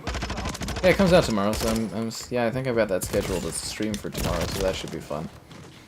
And then we'll have a few days of random games, and then I think we got some more stuff scheduled for the week after we have to do. Yeah. Had some really interesting streams recently. We did the Back to the Future was kind of fun with the Power of Wash. Yeah, some interesting stuff.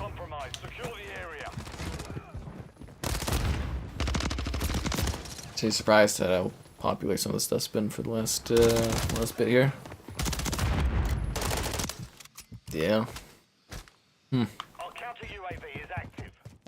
it's very interested to see how that all shapes up. God damn it, dude. Pretty cool.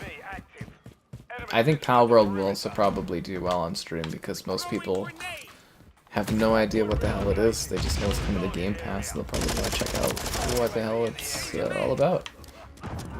Obviously, they myself being like, oh, okay.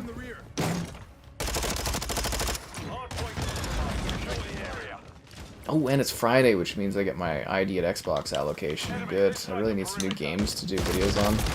I've completely, like, burned out the library of Xbox games. There's, like, nothing really old left to do. Really hoping they fill my PS Plus soon so I can go do a bunch of PlayStation videos, because, man, I am out of freaking content. You have to, like, come up with a new type of content to do on the channel, because I'm just, like, completely out of games on Xbox.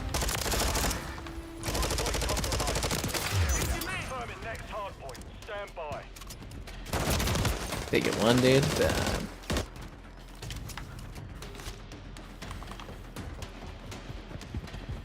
Well, I think with COD, if you're doing really well and then you start doing really bad, that usually means that you were killing people, they quit, and the new people joined, and the new people, they're kicking your ass. That's usually, I think, what happens.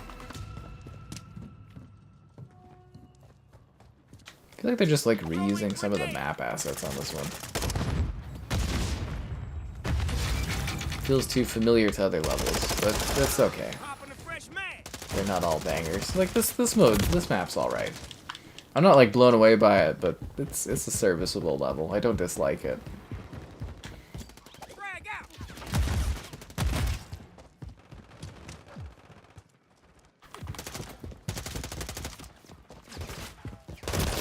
Ah, god damn it. It nerfs you. Skill-based matchmaking. The holy cows and the alien cows? Yeah. Definitely intriguing was that. Cows. This makes me think of sheep. You guys ever played Flock? It's kind of like a classic game where you're like an alien dealing with like sheep. Can't remember if you're hurting them or trying to destroy them. I remember playing that on like I think the PS1 or something. PS2? I think it was PS1. I think it's on Xbox as well now. It's like an arcade game from 360. I think it's called like Flock. Yeah. Hardpoint compromised. Secure the area.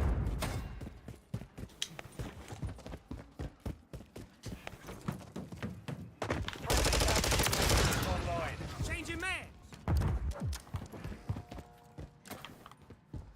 Enemies stand by. It's my fucking. Yeah, you tell him, Snoop Dogg. I remember we're gonna get some new characters. They gave me all these COD coins to do this tonight, and there's nothing new to buy. I thought there would be new characters out. Fight Night? I don't know if we're ever gonna see another Fight Night. They have the UFC license. There's not really a point for them to do a Fight Night. UFC makes more money.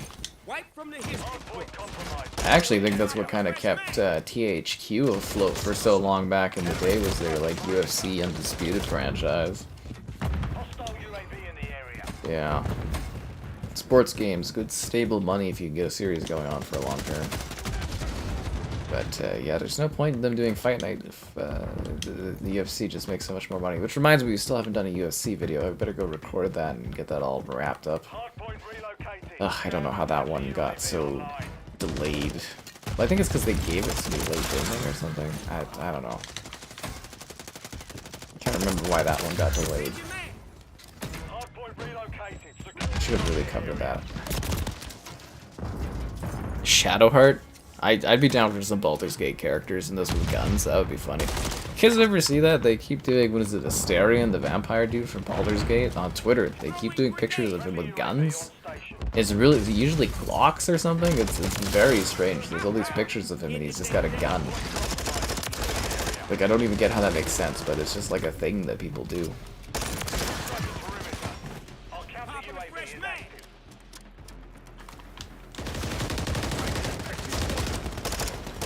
You know, for a small map, they use the spacing very effectively. Taking effective fire. The freaking trophy destroyed my ammo box? I didn't even know that was possible. I didn't know trophy systems destroyed ammo boxes. Why are you drop shotting me, loser? There's no one even near you. God, people are so lame at this. Just tryhards. Yeah, Fight Night Champion's really good, but I'm just like, again, you gotta think of like, why would they do a new Fight Night? And they can just keep refining UFC and make tons of money off of it. Like boxing isn't even. Well, I guess the YouTubers are kind of bringing that back, which is a bit weird. But like boxing isn't kind of the premier thing anymore, you know. It's the UFC. Oh, we're almost at that point where we get to do our yearly WWE streams and stuff. I hope we get that to review again. The WWE streams, if you guys haven't watched them on the channel, are fucking hilarious. Some of my best work. Some of my best work.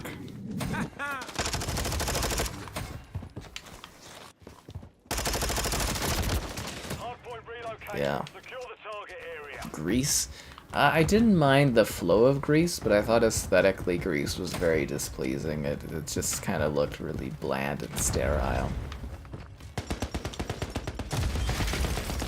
Maybe that's why all these maps feel the same, is the textures they're using are very, like, too similar or something. The spy who shot me. Yeah, that one's kind of a little silly.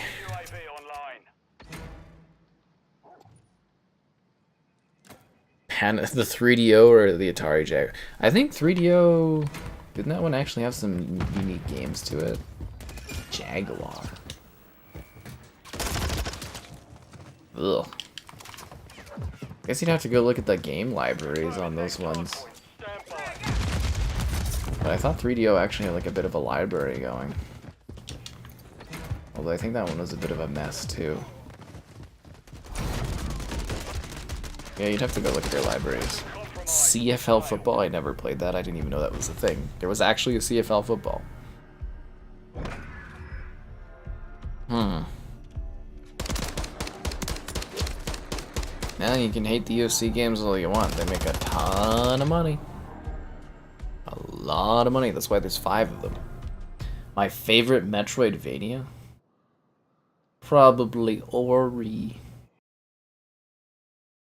Ori and the pain in my ass from playing that. The first Ori game, because I made so much money off the walkthrough of it. God, that was traumatizing. So traumatizing. And we gotta switch Snoop Dogg off. So that's the problem. You don't have a battle pass going on. It's just kind of like, yeah, what am I even playing for?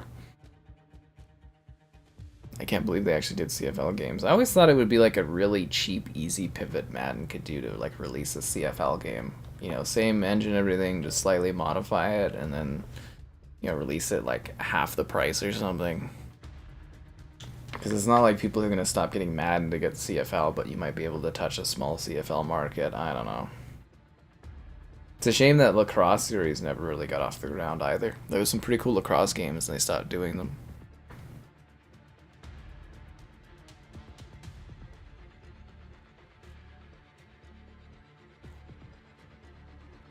And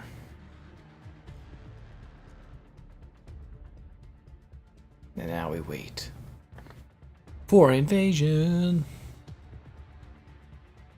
I'd have to look at the CFL games because I honestly didn't even know those were a thing. The only thing I did know is that it's never a bad time for you to like the stream. Subscribing's great, donations cool. Consider becoming a channel member. Channel member gifting, the Patreon option, the Discord for stream alerts, chatter, and great times, and the Amazon store affiliate link. If you're into that kind of thing. To my market? Why would they cater to my market? I don't think it was ever a thing.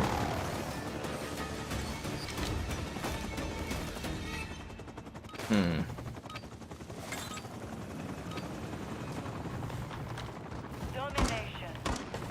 Capture and hold the objective. You have your... They're taking Alpha. And now I wait. Rugby OA? There's been lots of rugby games. They do one of those every year. We've secured the lead. Enemy securing Charlie. How the hell did that guy get to the side of the map so fucking quickly? What the hell? Dude, that was quick. Grenade out! Grenade out! I think this map doesn't play as well in the modern like pacing. I feel like this level doesn't function as well. Switching mag. And the spawn camping gets really ugly on it too. Really, really ugly. Shadow Complex. Didn't they remaster that at some point? Yeah.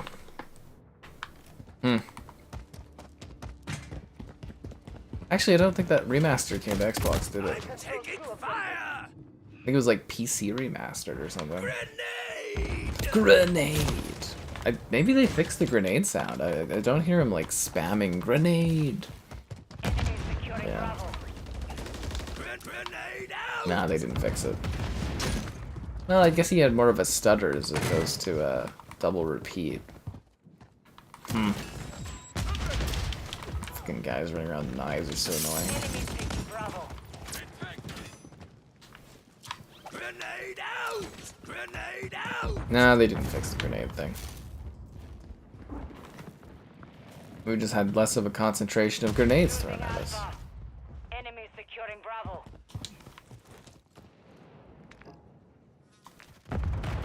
Are they going to like move forward, or are they just kind of like We've lost Bravo. camping back? Oh, they took B. Taking effective fire! Well, I'll go take C, I guess, because we're here. Mags! Enemy taking Alpha. We've lost all objectives. Do not Earth let Defense. objective There's been Charlie tons of Earth Defense Force games. I wish we had more of the Earth Defense Force games come to Xbox. We got 3 of them on the 360, and then they just stopped with the Earth Defense games. I'm assuming they didn't sell well on Xbox, but... Well, I mean, they had to sell decently well if they did 3 of them on the platform, right? That is a weird one. Grenade out! Grenade out! They're kind of like maybe silly dumb games, but I kind of like the Earth Defense ones. I'd like to see them return to the Xbox platform. That'd be really cool. I think there's actually a new one coming out. Maybe I'll try to review that one and we can do like a silly stream of it on the PS5 there. That would be entertaining. Yeah. Super camp. That's what I'm saying. Like the way this map flows is really bad in this game. securing objective Bravo. Like, a lot of people were just really excited to play, you know, the old Modern Warfare 2 maps, but or Modern Warfare 2 original maps, but tons of people don't think of the speed, like the pacing and the way the game changes. Like, these maps were designed for, like, a different type of COD altogether. You know, different movement, different guns, different weapons, and it's like, sometimes it works really well. But sometimes the maps, when they return, you know, there's a very flawed way to play them because the movement of the game isn't the same.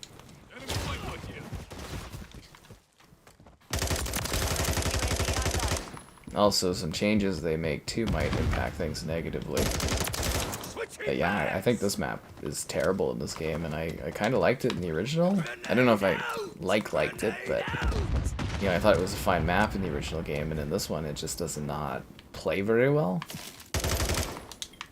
Not to enough that I throw it out of rotation, but yeah, it just doesn't quite hit the mark well. Because it's annoying, I don't know. I think they have other issues. I believe they put out the big season update the other day, and like the Warzone and stuff didn't work at all, and there was all these bugs, and I think they also had to delay ranked mode or something. I mean, I don't care, I don't do ranked mode. I don't do Warzone. I don't care about that stuff at all. But you know, it's like a big colossal issue. So I'm sure there's lots of other problems they have to work on, right? It's probably a pretty low on their list feature bug to fix, but like, you know, he does cost more than the average character. That was close. I don't think it would be a very hard fix to do. But maybe not a lot of people complained about it, so they don't care. Yeah, that could be a thing. It's Pal World, yeah, okay. This is definitely, I wouldn't call this a remaster of Modern Warfare 2. You could say like a remake or reimagining, but like, this doesn't play like that original game did at all. The enemy is gaining ground. It's the same maps, but like the gunplay, the movement, it's not like that game. Very, very different. And I know COD's relatively the same every year, but it does change and it does evolve, so like, yeah. Grenade out! Grenade out! Like those crazy ass people that did, what was it, Shipment on Vanguard? Fuck, that was a nightmare. That game is way too quick to have to be on Shipment. Even with the fact that you could like climb to like upper levels, I was like, what were they thinking? Grenade out! Grenade out! It's like an overload of the senses.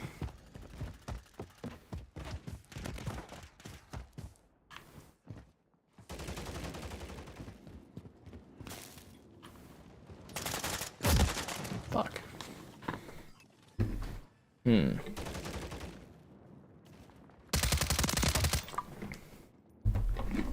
Grenade.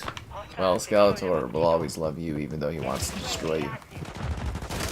I guess he doesn't really want to, he just wants to... What does Skeletor? What are his motivations? Adversary eliminated! Because he wants to rule Eternia? Grenade out! Grenade out! Like, I guess He-Man is like his nemesis, but does he really want to kill He-Man, or is he just not happy that He-Man's like someone that gets in his way? I'm trying to think of what Skeletor's actual motivations are, right? He wants the power, right? So, wants the power of Eternia, he wants to rule Eternia, but... Grenade out! Grenade out! I think if he just like mercilessly likes killing people, or if he's kind of like, I mean, it's based on kids' toys, right? So, well, it's a show. It's, you know, the toys are trying to sell toys and stuff, so there's not that much violence historically. Taking fire! We're taking Bravo.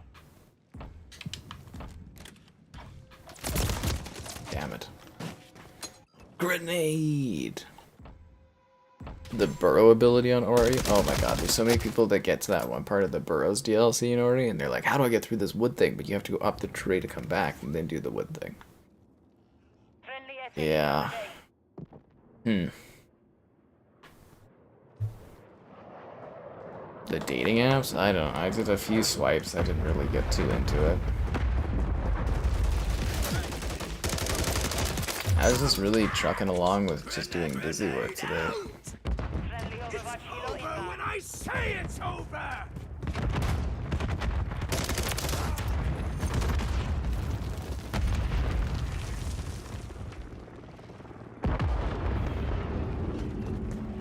Securing objective Bravo.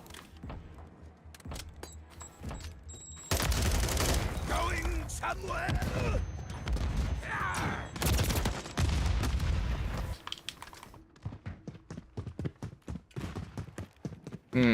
I mean, if you guys want B, we're gonna have to actually, you know what? It's 180 to 120. I'm just gonna stop trying to capture the objective. As I said, this map just feels really off. It just does not play well in this. We're taking Bravo.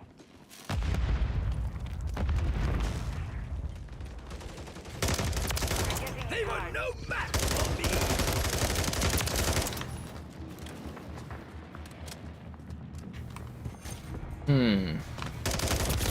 It actually just feels kind of like quiet and weird. Oh, actually, speaking of food places, apparently Canada, we're gonna get Jersey Mike sandwiches and some Jones's sandwiches or something are coming.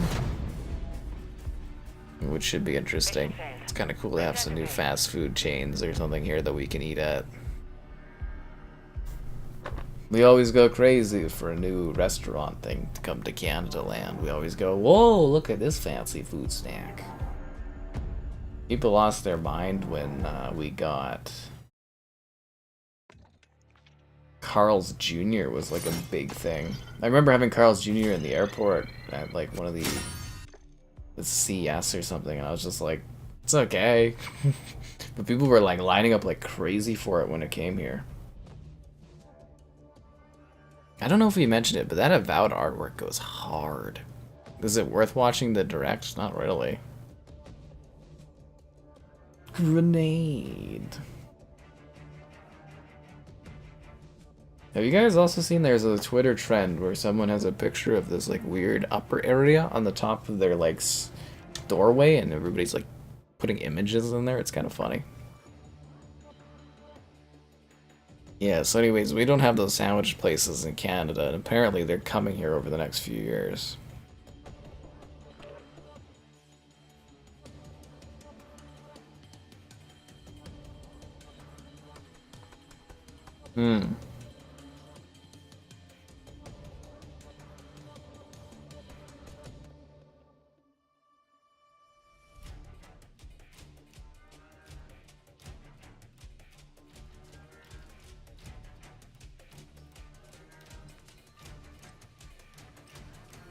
Aye, it's airport time.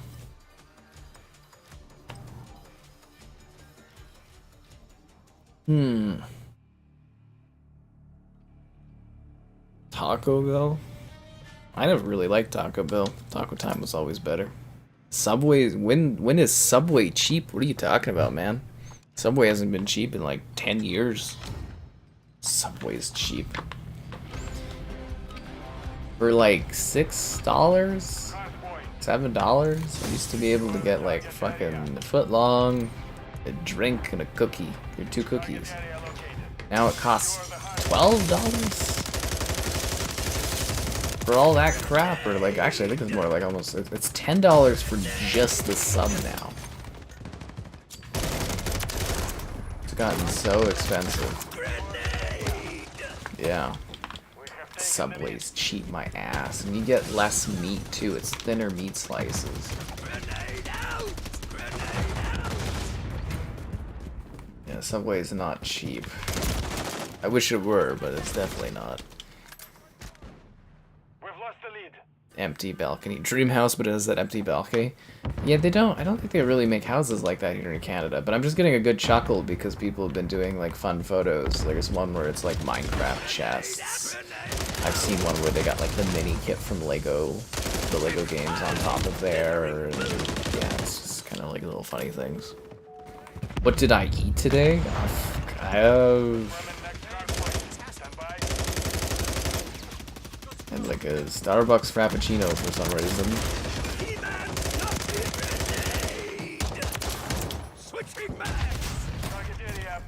And I think it's hamburger helper and like a potato or something. That's nothing crazy. I think that's what I ate. Kind of just forgot about it.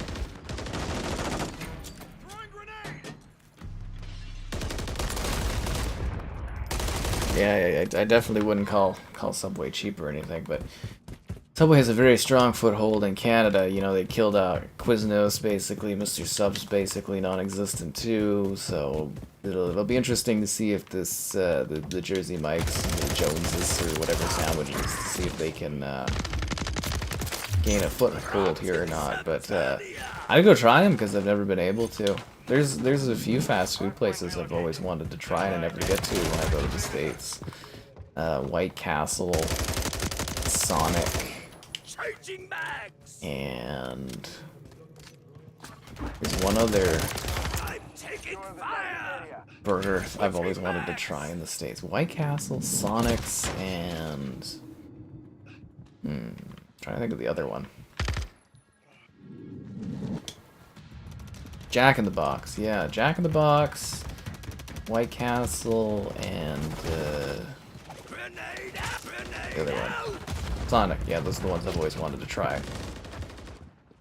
In the States, but I've never been able to. Or never had time or been around one of them. And it's like, the only reason I'm interested or even know of those is because growing up, you know, you get all the commercials from, like, the American TV channels advertising these food places. So you'd always go, ooh. Oh, White Castle. White Castle because of the movie White Castle, right? Harold and Kumar there. That's why. But Sonic and Jack in the Box ones I was always curious about because I always saw the commercials for it. So I've always wanted to try those. They always hit the big cities in Canada. Well, good thing I live in one of the third biggest city now. Yeah. $5 footlongs? Yeah, we had that in Canada for like 1 year. It's just cool to have a different food place to eat at, man. That's basically it. It's just nice to have somewhere different to go.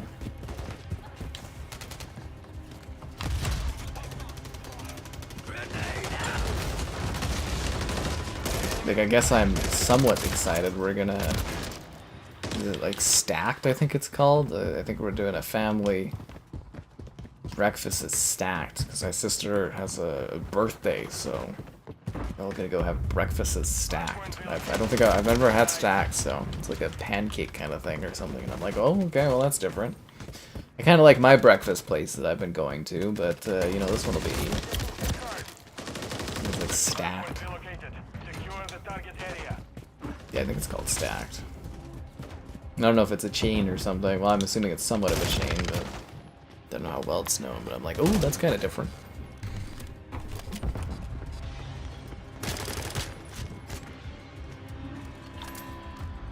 Oh yeah, Quiznos died so fast. How's the new Reloaded? The new map's okay. There's nothing else different here. How often do I make a steak? Not too often.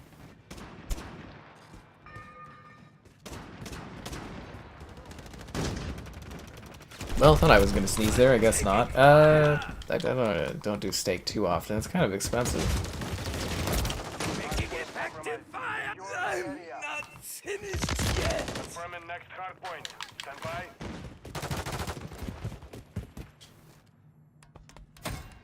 Now I kind of want to go to breakfast at my place, but we're gonna go to breakfast next week. Target area. I might do a Costco trip tomorrow just so I have something to do. Kind of bored.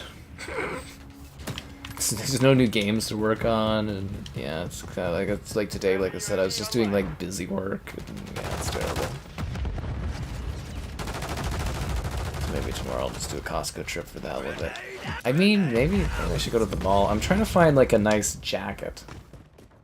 I don't know how to describe this issue, but like I have a really nice winter jacket. But my winter jacket is designed for like -20+ degrees, you know, where it's like super, super cold.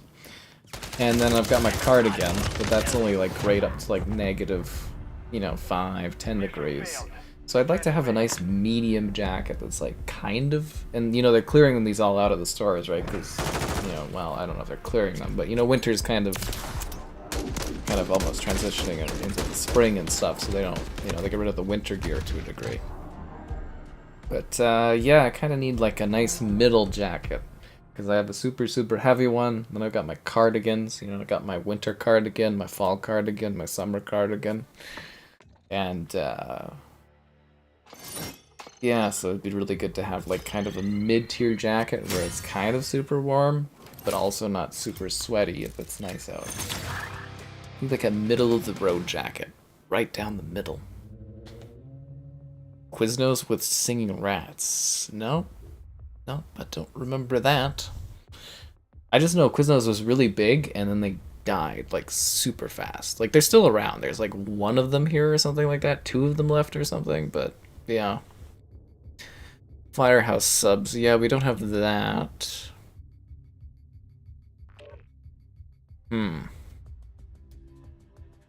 But again, it doesn't really matter whether or not Sonic is good. It doesn't matter if Jack in the Box is good. It doesn't matter if White Castle's good. I just want to try them. Do you know what I mean? A thicker cardigan. Yeah, my cardigan is basically as thick as they get. That's why it's the winter cardigan. Yeah, I've got the winter cardigan, which is the blue one. I think you see that fairly often. There's the fall cardigan, which is the white one.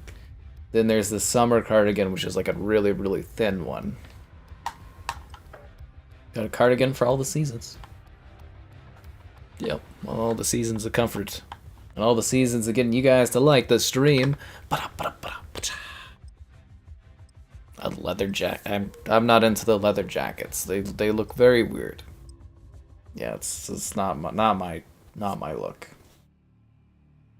Actually, I think I have a leather jacket now. I think I was handed that down recently. I'm trying to remember. I think I actually have a nice leather jacket.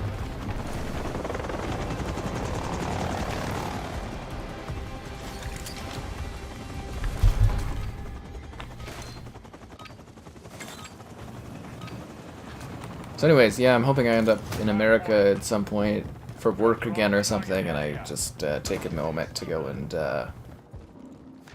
try out one of the fast food places that I've wanted to and just mark them off my list. You know what? I think eventually there'll be some kind of reason that I'm supposed to go there. Oh my god, you know what? Totally getting sidetracked, but I need to renew my passport. I should get on that.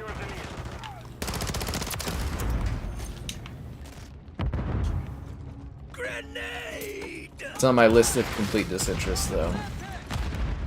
But I should get it done just in case a trip pops up. Oh, god damn it.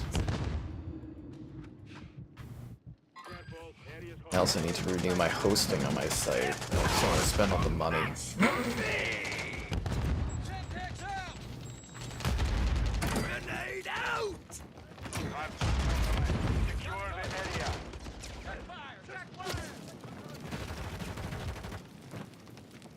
The alpaca cardigan? I don't have an alpaca cardigan. I have an ugly Christmas sweater I buy each year from the alpacas. The onesies? On cold nights, sometimes I wear the onesies. They're really nice, but they get too hot, so I overheat.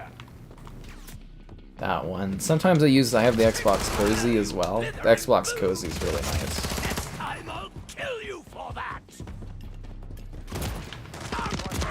Yeah. Yep. Yeah, it's a good SMG map, yeah. But again, it's more about the experience of trying these things that I saw on the TV when I was young.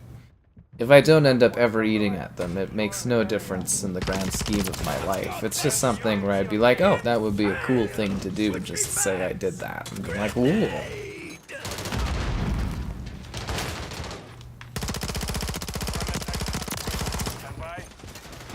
I think my favorite fast food place, I don't know if it is fast food, but my favorite place to eat in the States was the cutting board. My buddy Mark took me there the one year when I was at E3. We went and had a sandwich at the cutting board. And I don't know if it was because I was starving because of all the work I was doing, but fuck, that sandwich was good. It was very, very good.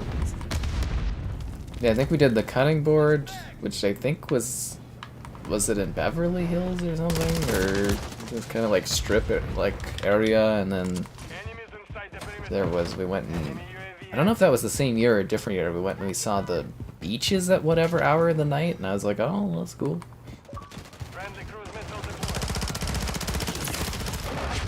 Yeah, whenever I'm in LA, he always stops by and we go do a drive or something. It's always nice seeing him. One of my long-term Xbox buddies. Yeah, actually, he texted me the one morning because he got, through his company, access to go to CES, and I was like, ah, dude, I'm not there this year. I was like, that would have been fun, because he's like, you need a camera guy? And I'm like, ah, no, man, I'm not attending this year. It's kind of a little bit of a bummer. I was like, oh, well, I guess I really should have went. Hey, I could have missed the cold streak here, and yeah. Ugh. The Xbox jacket? Yeah, well, I have the Xbox onesie, 2 Xbox onesies that I've bought over the years. I have the Xbox Cozy that they sent me, which is a really nice throw-over kind of thing. Some nights when I'm working, it's a nice little toasty thing. And then, yeah, I do have the Xbox bomber jacket. But it's not super, like, it's warm, but it's not like... Yeah, I also really don't wear that unless it's, like, a specific occasion for it, because I don't want it to get damaged. It's just, like, as weird as it is, it's one of the jackets that you kind of own, but you don't really wear unless it's, like, a specific occasion. It's a very nice bomber jacket. I should actually probably re-show that picture again to people at some point. Yeah, I should post that on the channel again at some point, maybe in the near future, just as like a retro throwback. 'Cause that was for the 20th anniversary of the Xbox. Very, very nice jackets that Xbox Canada sent out. Very, very nice. Like I said, like I worked so well with them for so many years, and last year it's just like such an annoyance, honestly.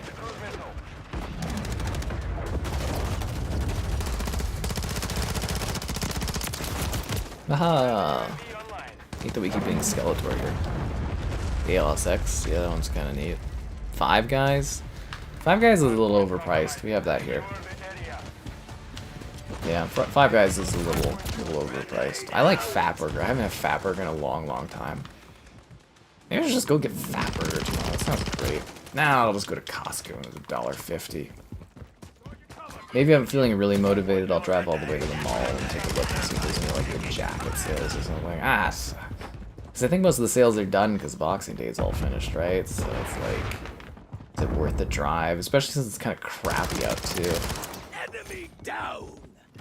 It's not like terrible. Like honestly, I don't mind driving in the snow and stuff. It's not a big deal. It just takes longer to get places. And we had like the warmest winter ever, so I'm not really complaining at all that it's a little colder right now. I really don't care. It used to winter really fast when it hits you with like negative 30 and 40 in a week, and then you're just like, everything else is fine. 20 years of Xbox? I think it's like 20-something years. Send on the Discord. Why have you not seen the Xbox bomber jacket? I've shared it a few times. It's my like profile picture. Well, you wouldn't really. That's why I love that as a profile picture. You can't really tell that I'm wearing the Xbox jacket. It just looks like a nice jacket, but yeah, maybe I'll. Well, I think it is on the Discord. I think if you go to the server announcements or the daily photos and you scroll up a bit, I think it's there too.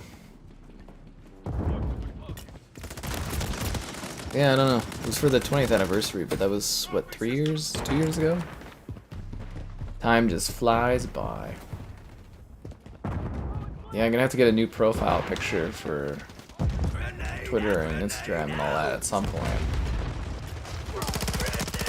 Some people, they change their picture all the time, which is fine. But for me, it's like I don't do it too often, and it's mostly when it's kind of like oh, this is a really nice photo, and then I, kind of use it, and I'm like, oh, it works.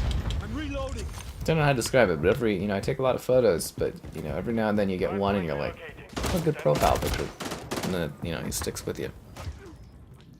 Loser drop shot. Chick-fil-A? I think I've had that already too. Like I said, I've tried a lot of fast food places and stuff. It's just, yeah, I don't know. I've also tried to look for more like exquisite weird places to go eat here, and it's like, there's lots of options, but it's like you just go by yourself sometimes. It's kind of weird. It would be good to have like a food buddy that wanted to go and try different weird food places. That was far too close. I also like usually pretty, middle of the road, regular kind of food. I don't like weird exotic stuff.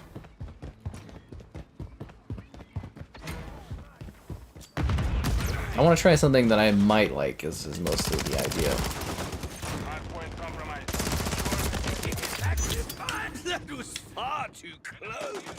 Man, my left thumbstick has like no grip on it. Adversary eliminated. Next hardpoint. Stand by. I have to see if this controller came with other grips, or maybe I could like move it with like one of my older grips from them. Target area updated. Cause it's like, yeah, this grip is like gone. Yeah, I wonder if I can take these grips off this controller.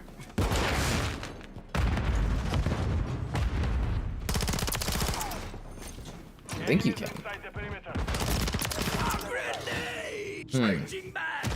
God damn it. Oh.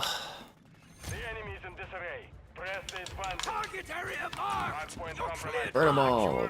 This map's all indoors. These kill streaks are practically useless on this one.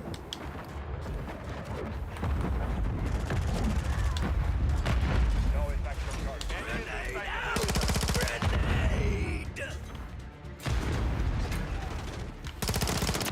The guy really likes camping that spot. Like, Stand by. Enemy I think we've had, what, a couple times now where he just uses that one little area. Going grenade! Oh, come on, you should have died. secure the target area.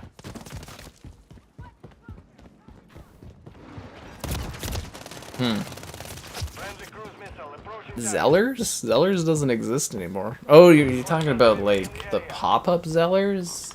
That's cheesy. They haven't changed that since I went for that Zellers event. That's how off that was. Enemies taking the lead. Yeah. Outside, deployed. We have taken the lead.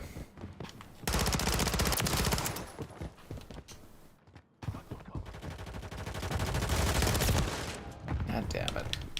Hardpoint compromised. Secure the area. Grenade out! Grenade out!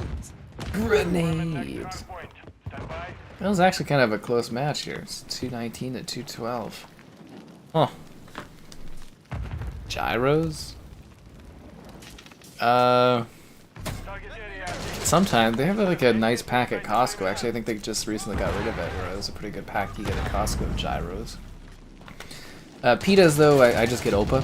Opa's my favorite fast food place. They just have the best value. Although the value is getting worse and worse because the fries cost more and more. I could buy a side of fries, which costs so much more money. And now the side of fries that I get, like a standalone, literally costs the same, or is literally the same amount as what I used to get with the frickin' pita. And I'm like, ah, such a waste of money. Pisses me off. Drives me crazy.